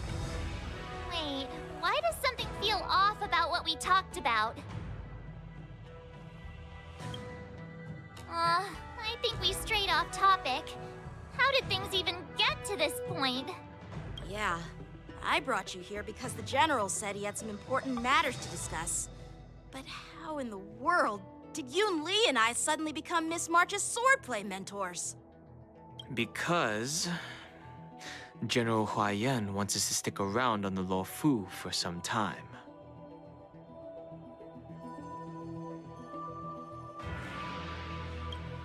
But from his point of view, we're no different from all the other tourists who may leave at any time. Since the crew's actions were mentioned in the Lofu's operations log were given to the Alliance, he probably wants to see firsthand if we're as capable as the report claims, or if we're just some made-up excuse to save face. And he wants to see it for himself during the war dance, which is why he even dragged Yun Li into this. What began as a simple contest between two sword masters has now evolved into you two collaborating to mentor March. Elder Huayan is still that tricky general who likes to give everyone a headache. My apologies. Truth be told, I invited all of you to the ceremony because I wished for you to act as my witnesses. In the coming weeks, I'll also invite all of you to a meeting with General Fei Xiao, where you may need to answer her questions and clear up any doubts she might have. So please, be prepared for the meeting.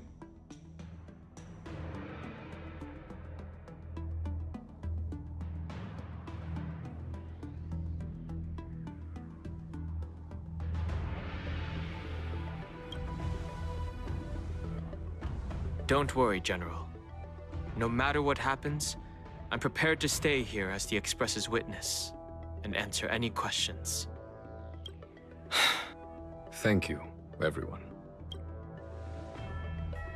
General, I know there isn't much I can do to share your burden, but... As the Lawfu Ringmaster, I won't let anyone defeat me in the war dance. I know.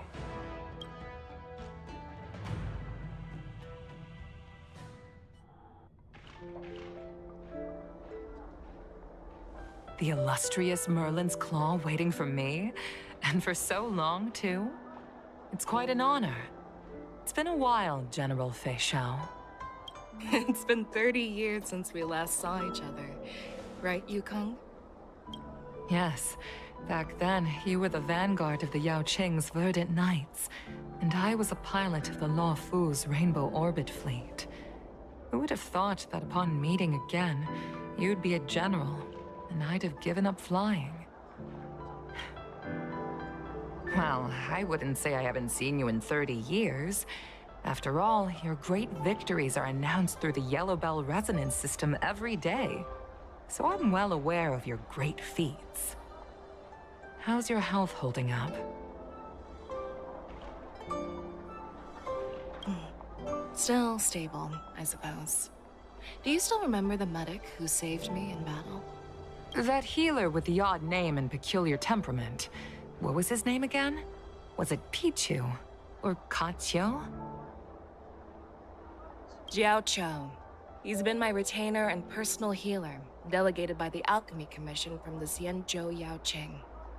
Over the years, he's dedicated himself to managing my condition. It's thanks to him that I'm still in good health today.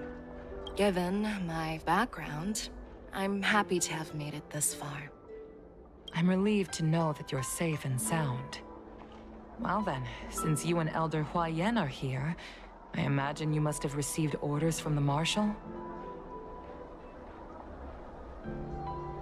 As your friend, may I ask how the Alliance intends to punish the General of the Lawfu? The Arbor's rebirth has frightened the Elders who lurk behind the scenes. They fear the resurgence of abominations, much like what happened 30 years ago. Although the report from the Lawfu explained all the details, we don't know if the Ruin Legion really invaded, or how exactly the Stellaron Hunters and the Astral Express became involved. This puzzle has many missing pieces. As you know, the fugitive Jing Liu, who mysteriously disappeared many years ago, has resurfaced. This time, she has brought along an Outworlder and a coffin, claiming to offer the Marshal a method to fight against the Eons. The Lawfu Preceptor has also leveled accusations against Jing Yuan for neglecting the Alliance's principles. She asserts that Jing Yuan enabled the exiled Imbibiter Lunae to re-enter the Lawfu, thereby unlocking the lunarescent depths within Scale Gorge Waterscape, which in turn disrupted the Vidyadhara's dutiful watch over the Ambrosial Arbor. It is for these reasons that I have come here to the Lawfu today. Well, duty calls. Perhaps I shouldn't have mentioned all of this to an uninvolved person, but since we once fought together, I didn't want to keep you in the dark. Perhaps pretending you didn't hear any of this would be for the best. I understand. I'm sorry. I was out of line. I know I shouldn't be defending General Jing Yuan right now, but... well, you know how I am. The Lawfu has enjoyed centuries of stability since the end of the sedition of Imbibiter Lunae, much of which can be attributed to General Jing Yuan's masterful strategizing. Unfortunately, for long-life species, enduring through the ages always culminates in a failure that undoes all previous achievements. A moment that our adversaries relish. That's true.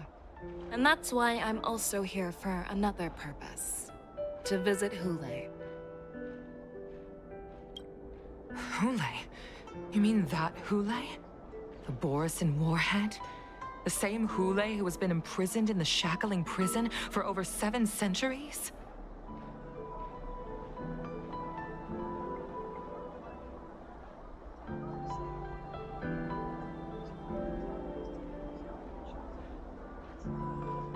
The nemesis of the Foxians who will never be forgiven and shall be imprisoned until the end of the cosmos.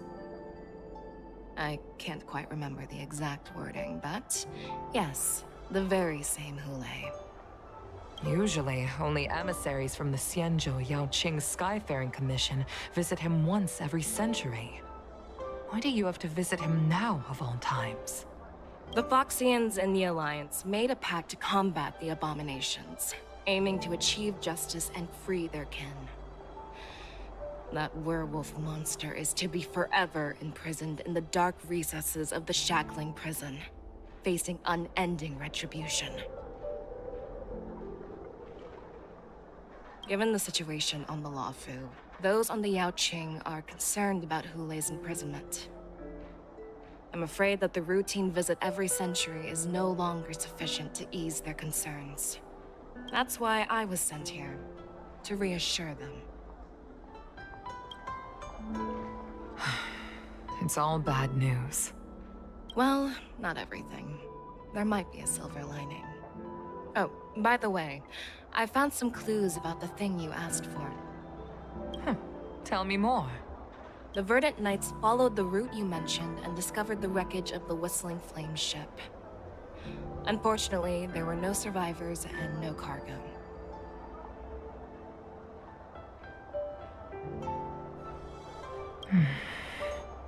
However, someone had already been on the scene before we arrived. Our people? Or someone from the IPC? No, neither.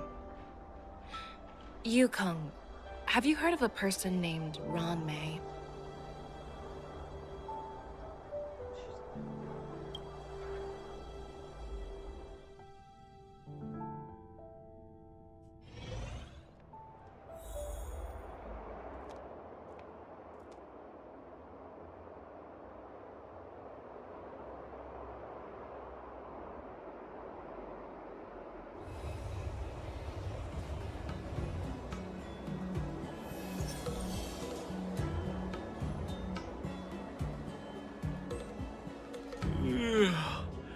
I'm still feeling sleepy. Did I oversleep? Where did March and Donham go?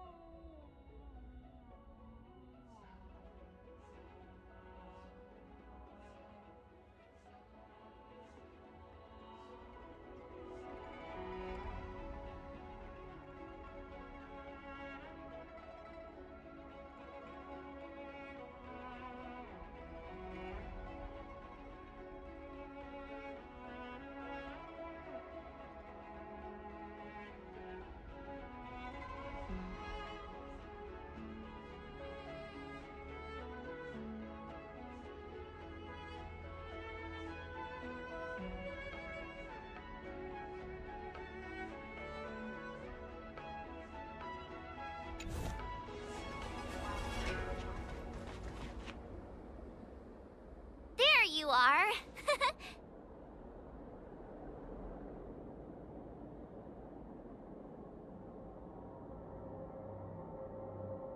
Well, it was a promise to General Huayan, after all. I woke up especially early so I can start teaching Miss March swordplay. Hey, why are you blushing, Master Yanqing? This is, the first time someone has called me Master. I need to, get used to it. Let me make it clear. Swordplay training is about improving your body, mind, and strength. It's not a casual game you can master overnight. I promised General Huayan that I'd teach you Cloud Knight swordplay, so you can participate in the war dance and defeat at least one opponent. I'll do my best, but if you break your master's rules...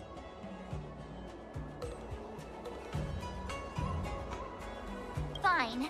A promise is a promise. Since I promised to study hard, I'll do my best starting today. Great! That's the spirit. March is in your hands now, Yanqing. Don't be too easy on her. Danheng, do you even have a heart? Did you lose it somewhere?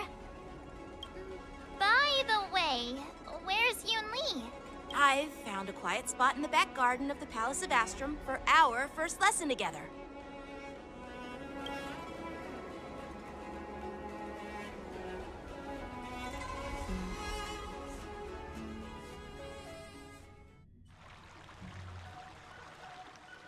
Seriously? It's the first day, and you two are already late? Why is everyone on the Lawfu so laid back? So disappointing. Master Yuan Li, you're already here. Sorry for keeping you waiting. Oh, wait. Were you trying to teach her in secret? That's sneaky. I'm just showing you what Lawfu etiquette is all about. She might be my apprentice, but it's customary for the master to personally escort their apprentice to the place of learning. As the host, I'll be teaching Miss March the essence of Lawfu's swordplay, after which she'll emerge victorious in the war dance ring. You won't be complaining about Lawfu's swordplay then. Stand aside, rookie. Let me show you how we Zhuming swordmasters treat their apprentices. Quickly, over here, Miss March. This is a reverse mentorship gift from me to you. I hope you put it to good use.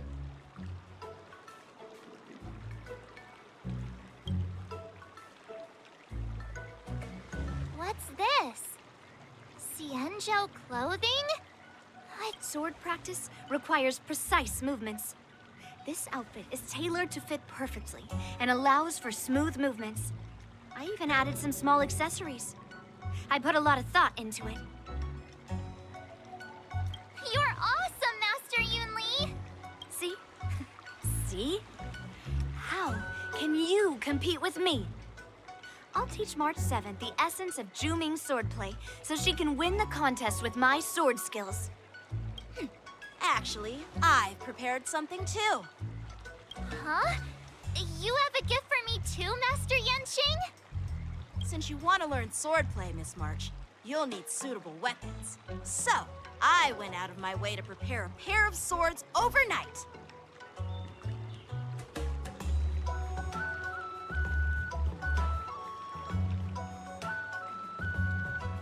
Unfortunately, I didn't have time to ask the craftsman to customize the swords for you. But I did my best to choose ones that look nice and are suitable for a beginner. I hope you like them, Miss March. Thank you, Master Yanqing! Bet you didn't see that one coming, did you, Yuan Li? The real competition is just getting started. I'm so lucky to have two great masters. But why does it feel like things are getting a bit weird?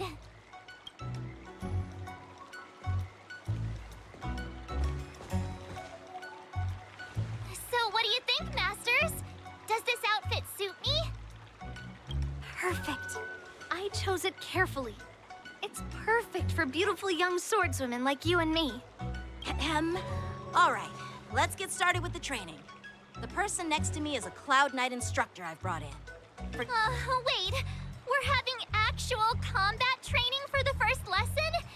Well, I heard you have some experience with archery and martial arts. The first thing we're going to do is see just how strong your fundamentals are.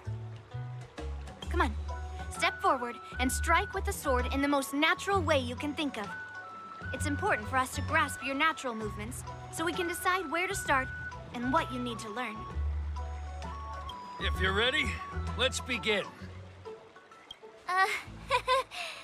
Okay.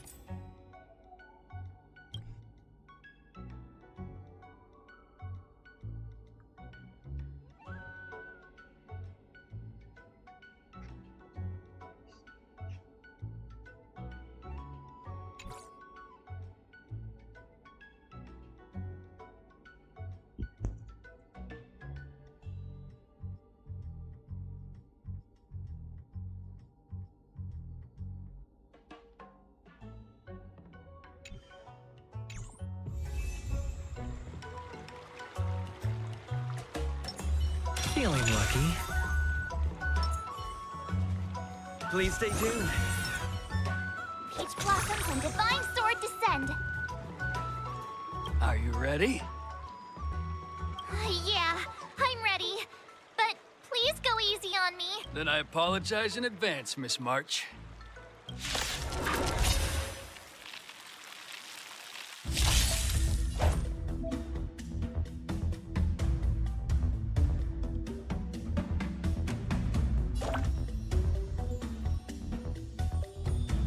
Please have some tea. Pay close attention, Miss March. Lawfu swordplay is all about being swift and agile in your movements. Bladed flight! Right on time. Practice is over. Swords descend!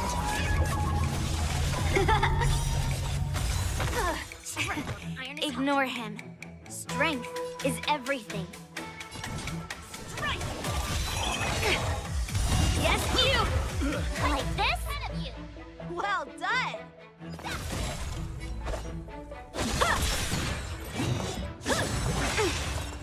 Right on time. How many can you block? Strike the park. I'm starting to get the hang of it.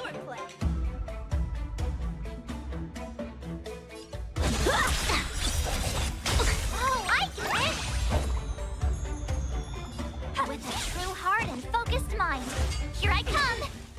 Yes, you!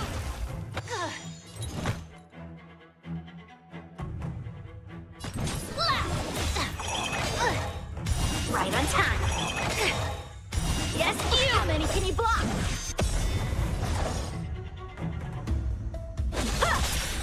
Ready to shine.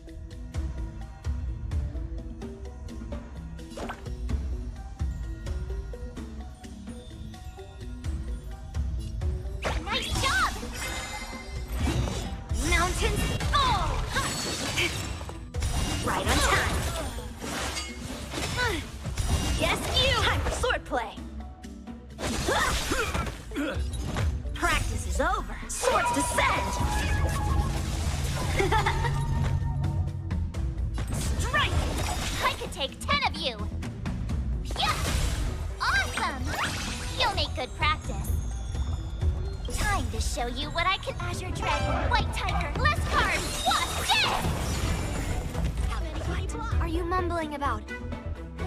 Isn't this sword technique? Shouldn't I be saying something cool? Strike the park. You'll make good practice. All right, check out this move. Right on time.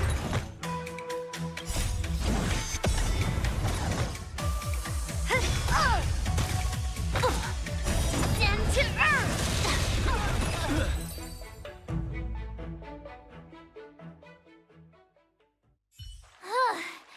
I didn't expect the first lesson to be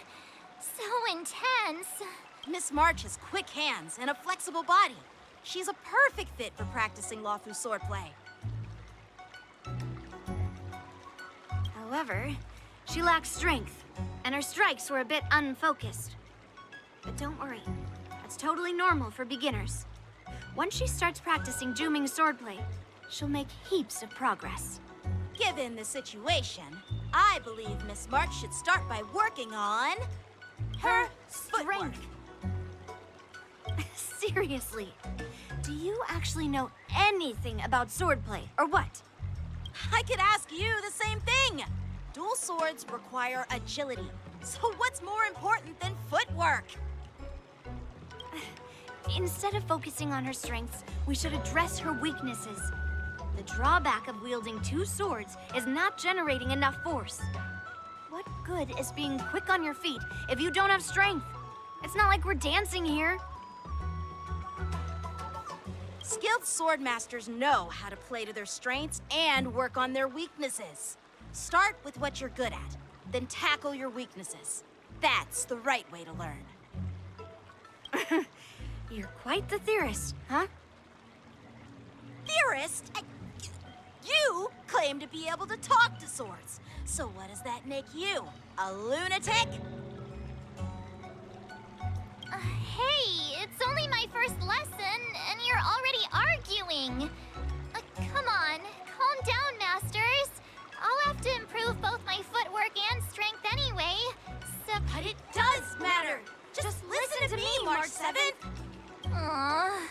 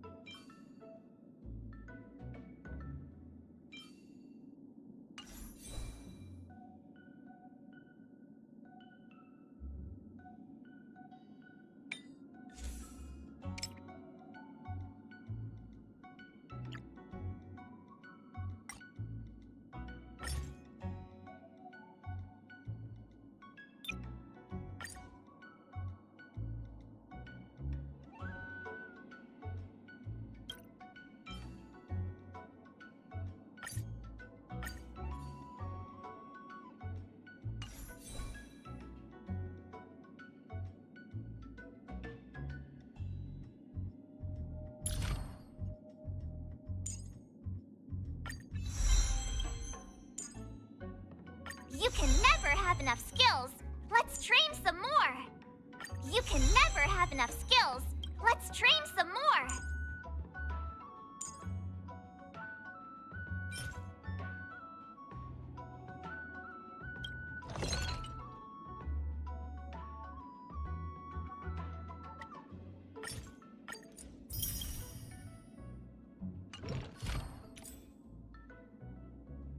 You can never have enough skills. Let's train some more.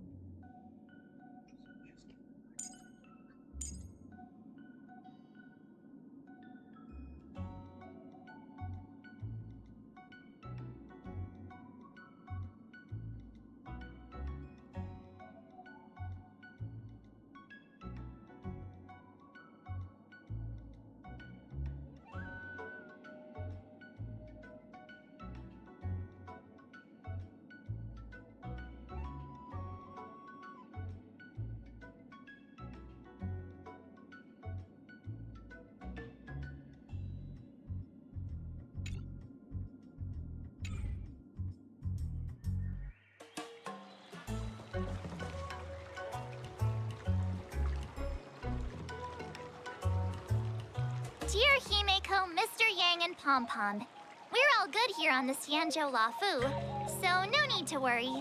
By the way, how's your trip going?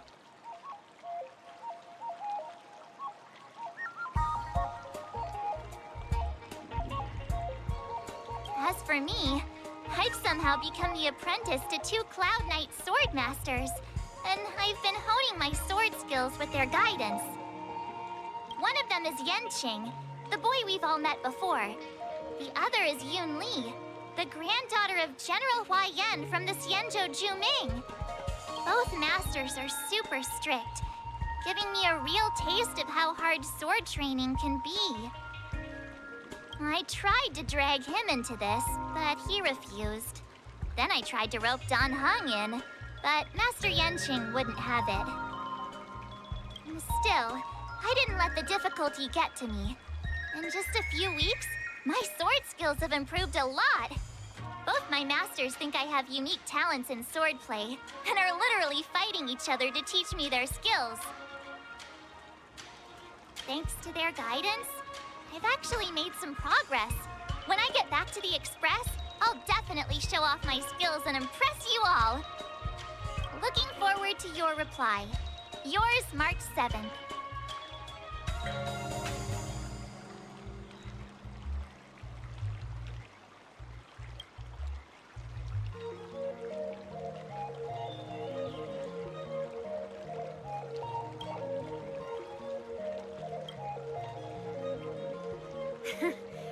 Well done.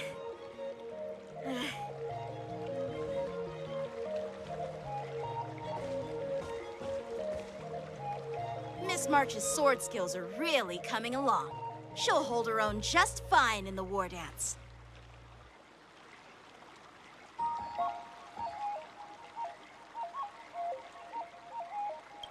perhaps I might have a shot at beating both masters in the ring?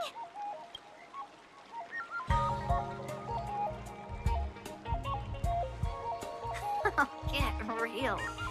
You've only been practicing for a short while. How could that possibly happen? With your talent, Miss March, if you dedicate a few more decades to training, you might eventually be able to defeat Yuan Li.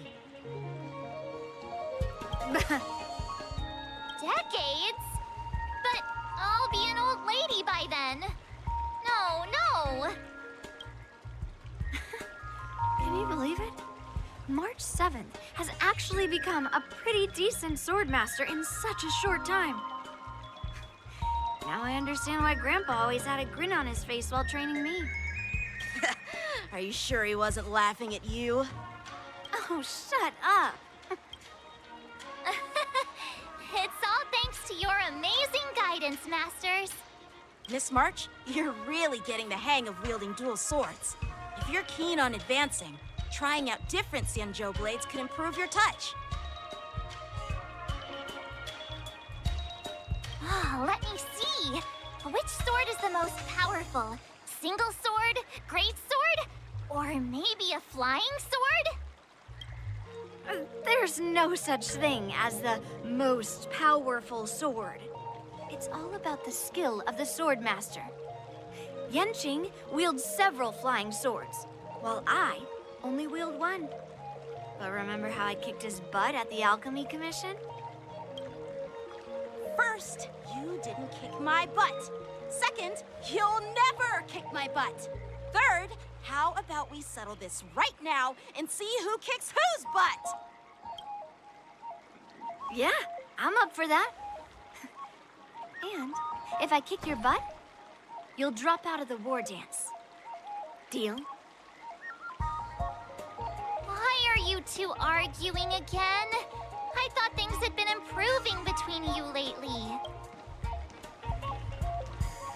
There was talk that the leading disciples of the Lawfu and Juming generals were supposed to face off in the war dance, but for some reason, they suddenly teamed up to train an apprentice of their own. Turns out, the rumors are true.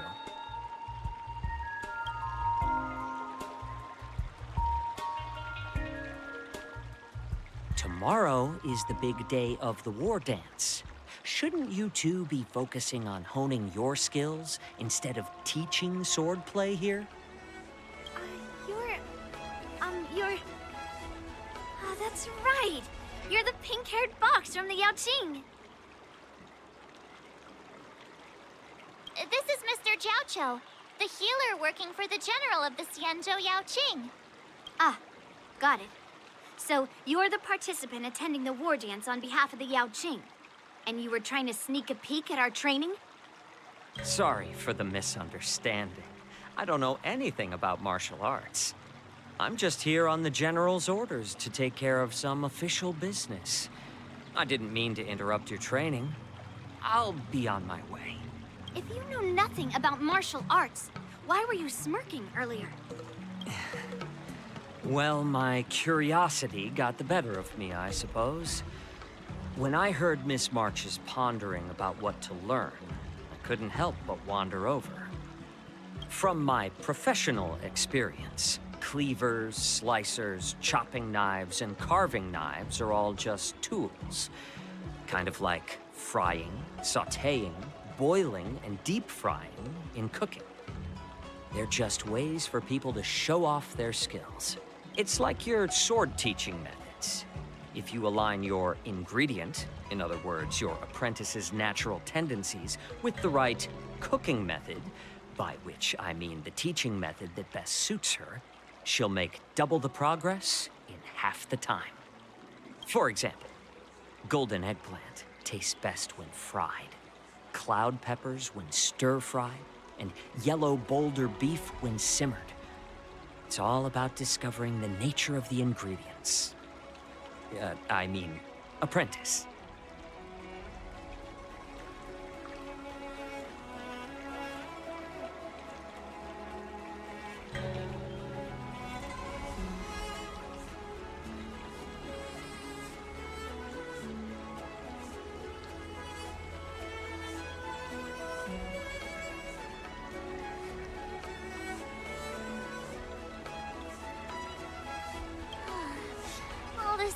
about food is making me hungry.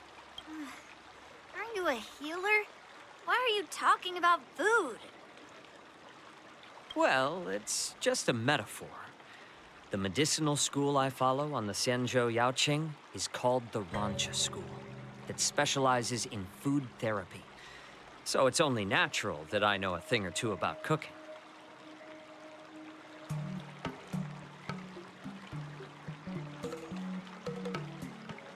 So, you're the General's cook? I'm a healer. But anyway, a cook who isn't interested in health doesn't make for a good advisor. Seeing the way you're looking at me, it's obvious you think I'm just some feeble academic who likes to blabber on about martial arts. But, in reality, I know a thing or two about killing. After all, the art of healing inherently encompasses both life and death.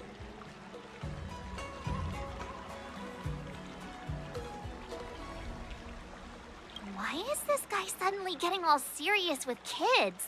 Do you recognize this bottle of medicine in my hand?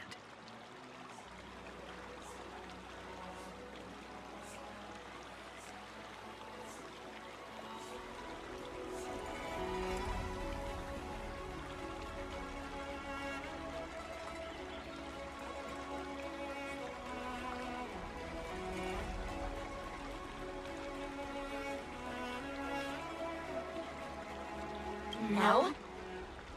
This is called tumble dust, an extract from an exotic flower named Yabra. Ugh, is it poison?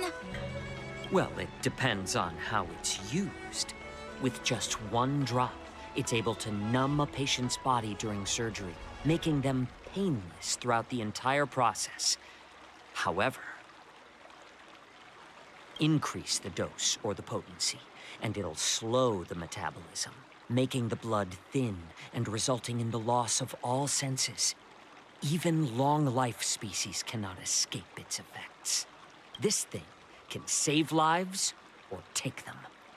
It's more powerful than the swords in your hands. That may be so, but still, I prefer settling things with a sword than, you know. Huh. Looks like I did get you all wrong. You're not a feeble scholar, but a sinister and despicable one. Hey, why the insults all of a sudden? I'm just sharing some medical knowledge here, not persuading you to poison anyone. Seems like you get real excited when talking about poison. I can't tell if that's an honorable thing or sinister. Picture this. Two individuals. The one standing is full of malice.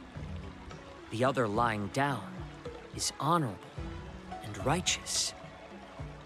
How can the one who's lying down label the one standing as sinister? In the throes of combat, where life and death hinge on a singular moment, every idea fades into nothingness. The only thing that matters is staying alive. Surviving the battlefield reshapes all notions of worth, be it integrity or treachery. In my eyes, their significance is negligible. Perhaps you've underestimated Yuan Li and me, Mr. Zhao Cho. We may be young, but we've seen our fair share of war.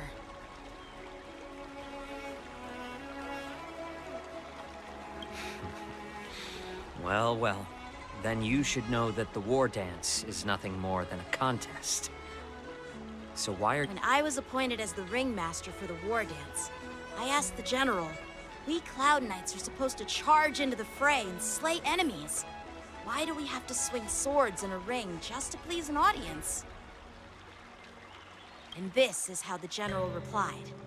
To unsheath your sword in a ring is no different than on the battlefield, as your sword reveals the might of all Cloud Knights. The war dance is the perfect chance to showcase martial virtue and forge alliances from all over the cosmos.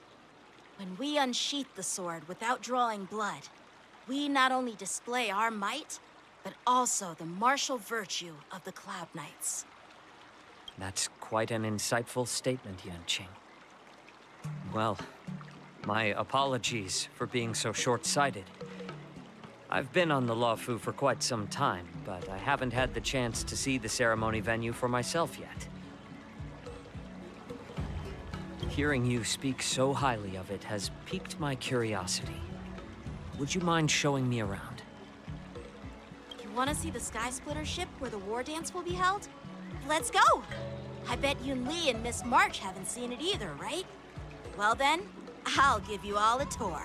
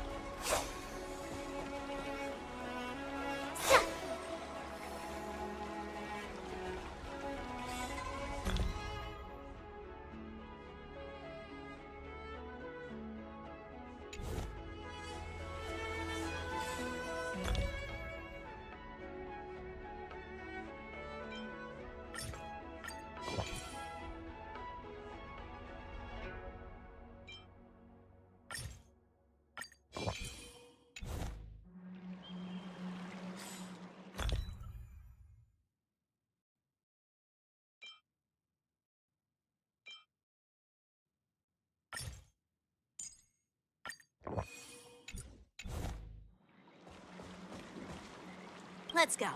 I'll give you a tour of the Sky Splitter.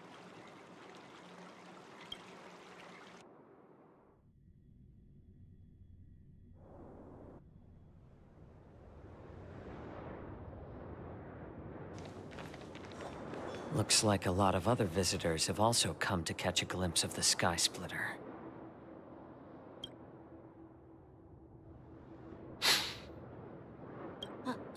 What's up, Mr. Zhao Cho? No, it's nothing.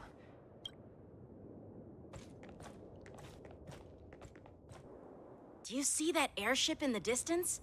That's the Sky Splitter, the venue for the war dance ceremony.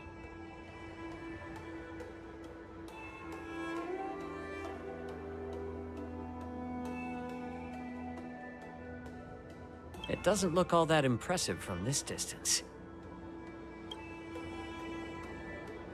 The Sky Splitter is actually a decommissioned Lawfu military vessel. People aren't allowed on board until the war dance officially commences.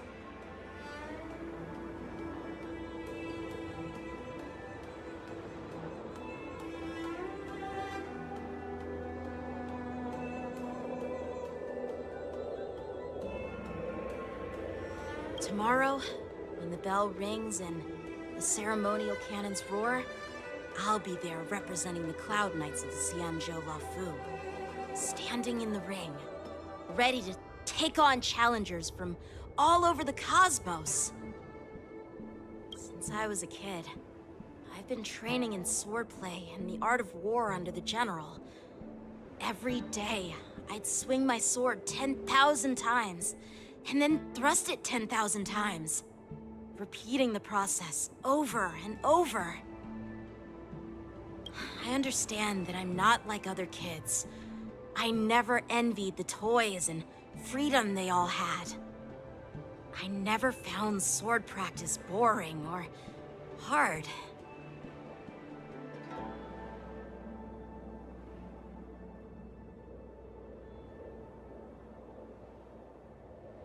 Even in the thick of battle, facing down savage abominations, I never felt scared.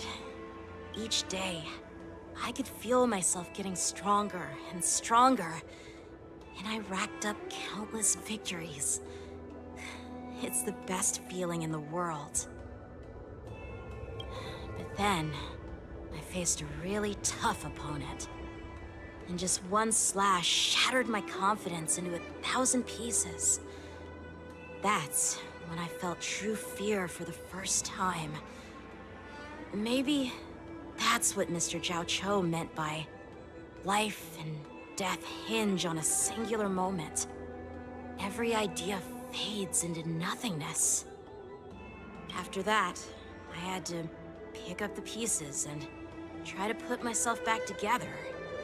But no matter how hard I tried, I couldn't seem to find my old happy self again. I often ask myself, why do I wield my sword? If defeat is inevitable, why do I continue to fight? Is it to reclaim the joy of victory? To meet the General's expectations? Or while the General could teach me the art of swordplay, he couldn't teach me why I should keep on going. He said, the reason must come from within myself. I've been struggling to find that reason. But after talking with you, Mr. Zhao Cho, I think I already have that reason in mind. As a member of the Cloud Knights and the General's apprentice, I've had a weight on my shoulders. And I know there's still more to shoulder. But when I wield my sword, it feels like I'm letting go of everything. I love the feeling of giving it my all, facing any obstacle in front of me, pressing forward. That's why I wield my sword.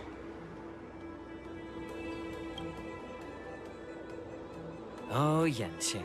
So young, yet so grown up. By the way, how old are you exactly? Age doesn't really matter. All sword masters will understand how I feel. I get it. Looks like all the kids on the Lawfu live tough lives. So, how about you, Miss Yuan Li?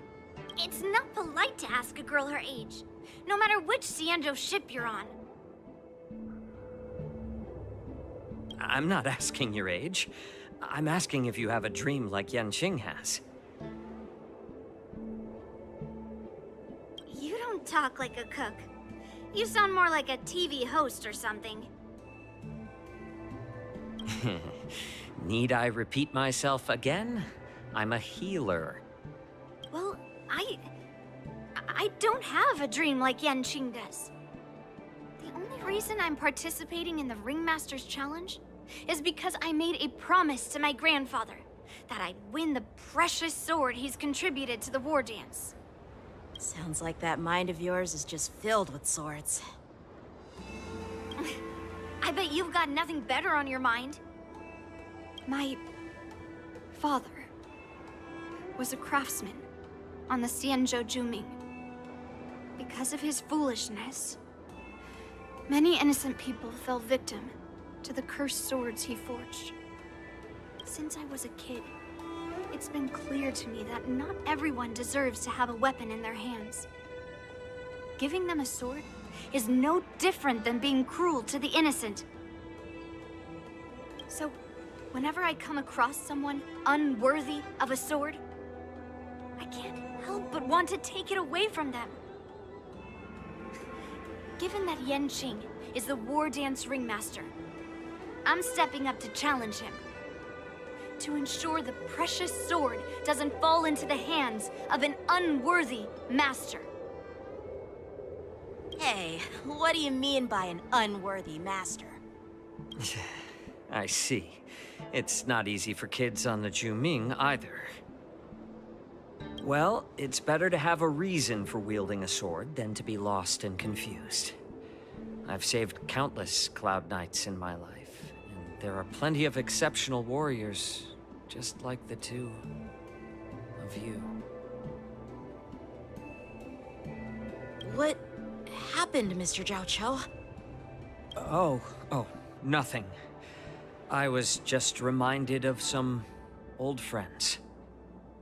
Judging from my professional perspective as a healer, both of you possess remarkable vitality. Your energies flow like raging fires and mighty gales. The upcoming fight will definitely be impressive. Well, we've seen the Sky Splitter and toured the Stargazer Navalia. I guess it's time to say goodbye for now. What? You're leaving already? But you haven't asked me about my dreams. I've been working hard too, you know. It's getting late, Miss March. Unlike you lot, I'm a grown-up bound by responsibilities and duties. The tasks entrusted to me by the General won't complete themselves. By the way, Yanqing, is it normal to have so many people wandering around in an automated area like the Stargazer Navalia? Actually, this is a restricted area. But since you're all guests, I made an exception, so you can take... I understand. Well, I'll take my leave. I wish you both the best of luck in the ring tomorrow.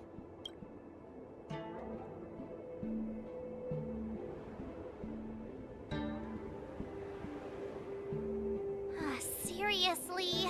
I just spent so much time thinking about my dream, but he didn't... Now that we're done with our tour of the Sky Splitter, shall we continue with our training? Why don't we take a day off? What? You want to secretly practice swordplay by yourself? Dream on. You know cramming before a fight never works out. For some reason, seeing the Sky Splitter has boosted my confidence. So, I've decided to conserve my strength for tomorrow. All right. I'll take you out of the Stargazer Navalia.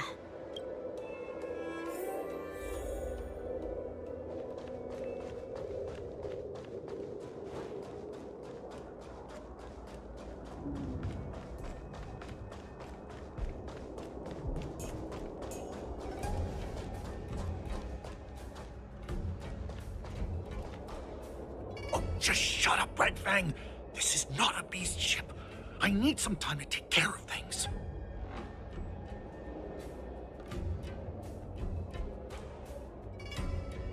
You willingly donned the skin of a lowly beast to join this mission, dedicating yourself to our glorious cause. And now you're telling me you can't handle it? Do you realize how many ships we need?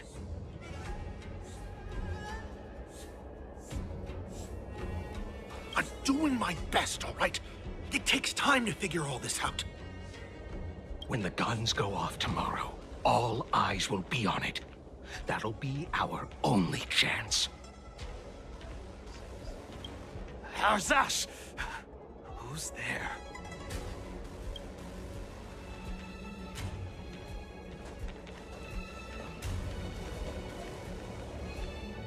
Who are you guys? An impromptu inspection. Why are there outsiders loitering in Stargazer Navalia? And a bunch of kids at that. Hey, kids. Didn't your parents ever tell you to stay away from the Stargazer Navalia? I know it's an automated facility, but it doesn't mean you can just break in and do what you want.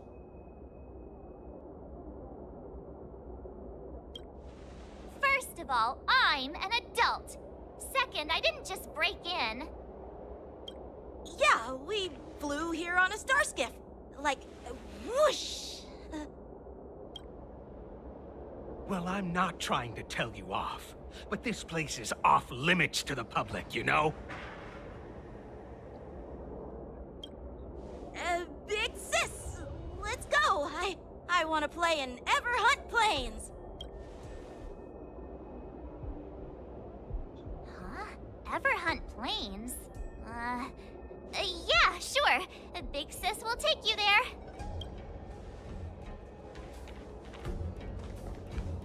Shuha! You should have let me.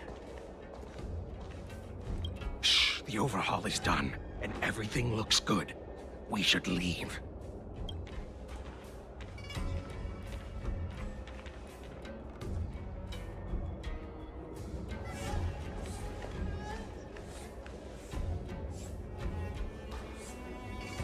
Could you repeat what you just said, Yanqing? What did I say? Big sis, let's go. Come on. Can't you read the room? Something is definitely off about the 3 people we just met. Yeah, anyone could see that. I just wanted to hear you say it again. That pink-haired fox tried to say something. I'm pretty sure he sensed something fishy. Since he's not familiar with this place, he just dropped us a hint. But you didn't seem to be paying attention at all. I knew that from the beginning.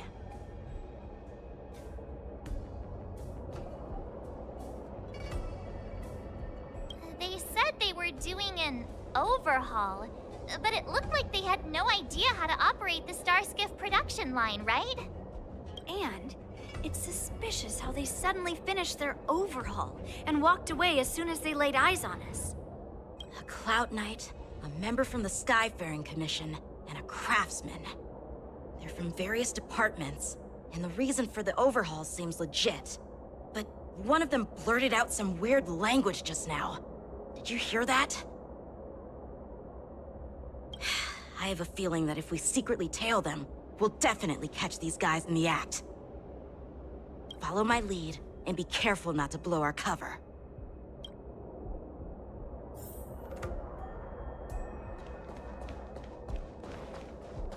Never mind who they are. Let's just film them. Don't get too close, Miss March. They might spot you.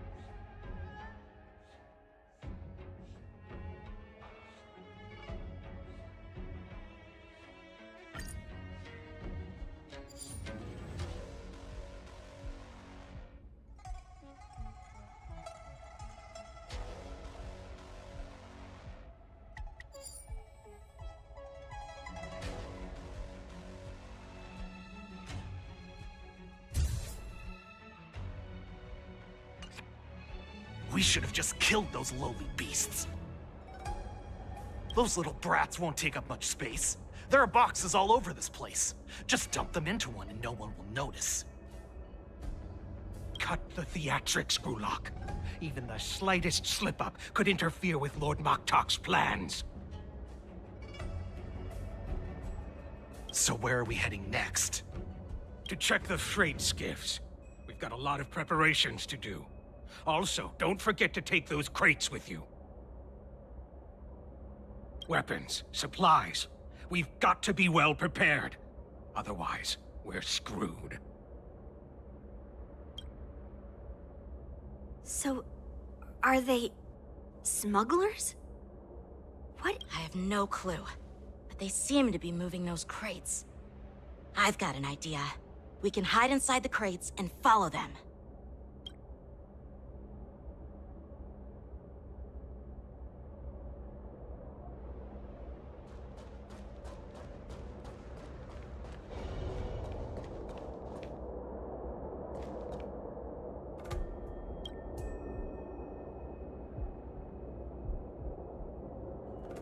Ugh, so cramped in here. I can hardly breathe. Just hang in there.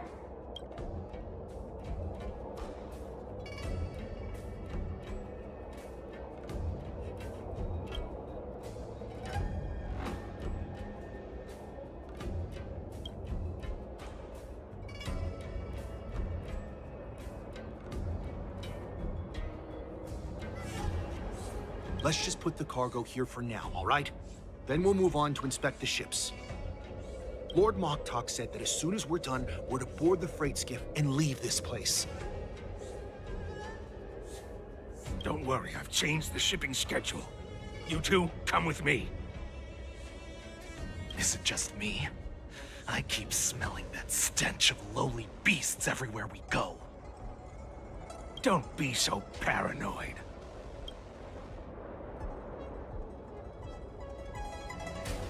Looks like they're planning to escape on the skiffs in Stargazer Navalia. They keep talking about their plans, but where do they come from? And what do they want to do on the Xianzhou? They're definitely up to something bad. Wait, they disappeared. Let's catch up to them.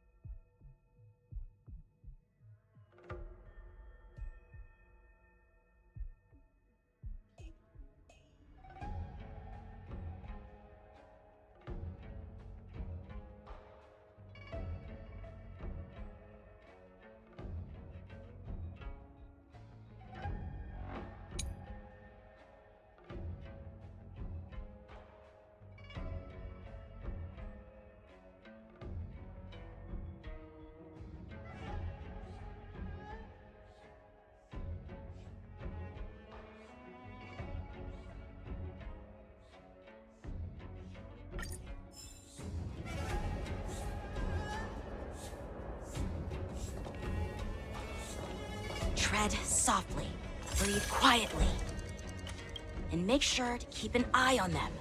Hide out of sight as soon as— Watch out! They're on high alert!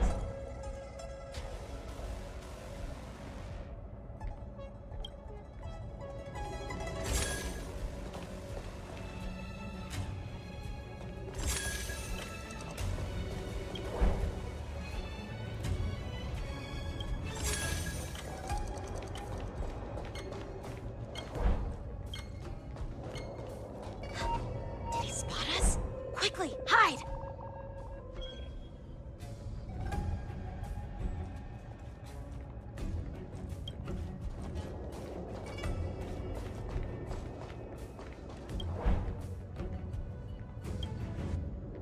Watch out! They're on high alert!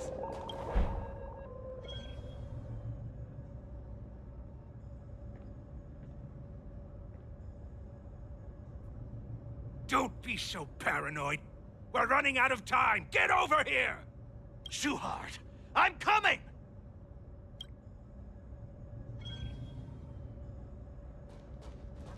They're leaving. We should catch up to them. Quickly!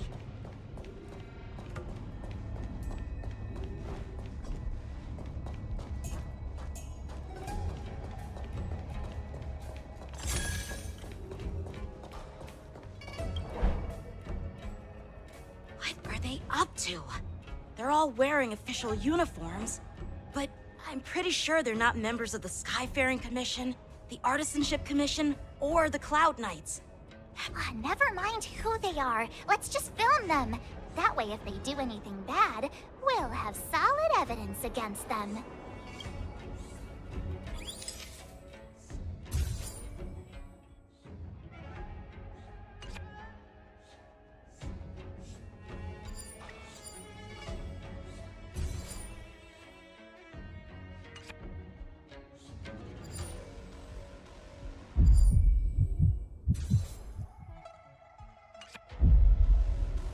Look at this.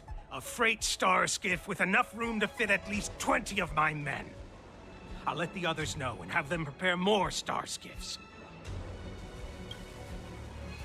Once we're past the checkpoint, there will be beast ships waiting for us.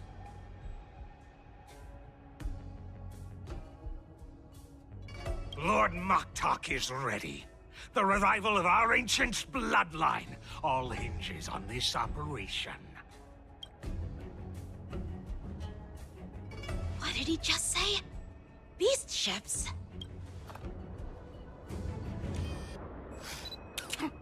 Who's there? It's those brats! I told you to get rid of them, but you didn't listen, you idiot!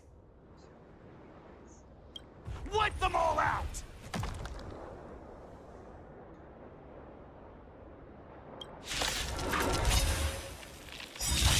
Borison? Adusa!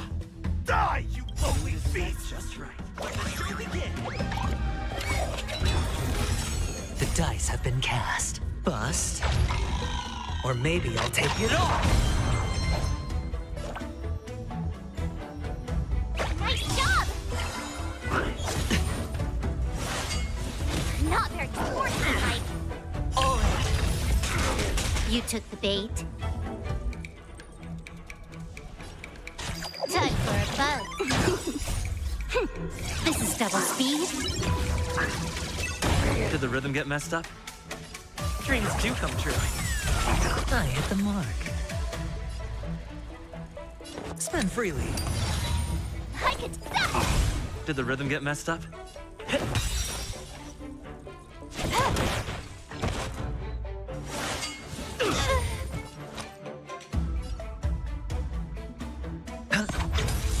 Ready to shine. Yeah. Time to show you what I can reach. Azure Dragon, White Tiger, less carbs. What's this?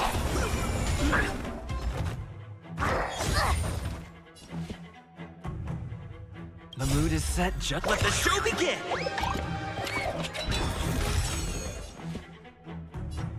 Let's improvise.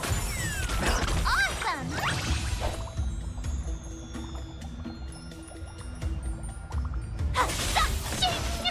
More enemy.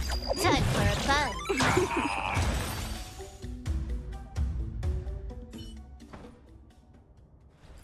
How is this possible? How did these Foxians change their appearances like that? They're not Foxians at all. They revealed their true form. They're Borison, just like the bandits I defeated on the IPC ship.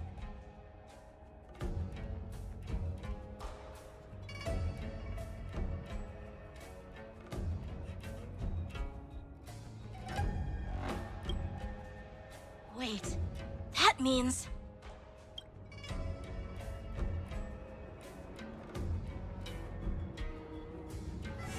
Well, how did the Borison manage to infiltrate the Xianzhou? It's not just a simple disguise of wearing our clothing and shaving their whiskers. They're somehow able to alter their appearance to be indistinguishable from Foxians. They even have official IDs for the Skyfaring Commission, the Artisanship Commission, and even the Cloud Knights? Let me check this fake Cloud Knight's tag. Maybe it'll give us some clues. Lujun, an officer of the Patrol Defense Squad? Wait!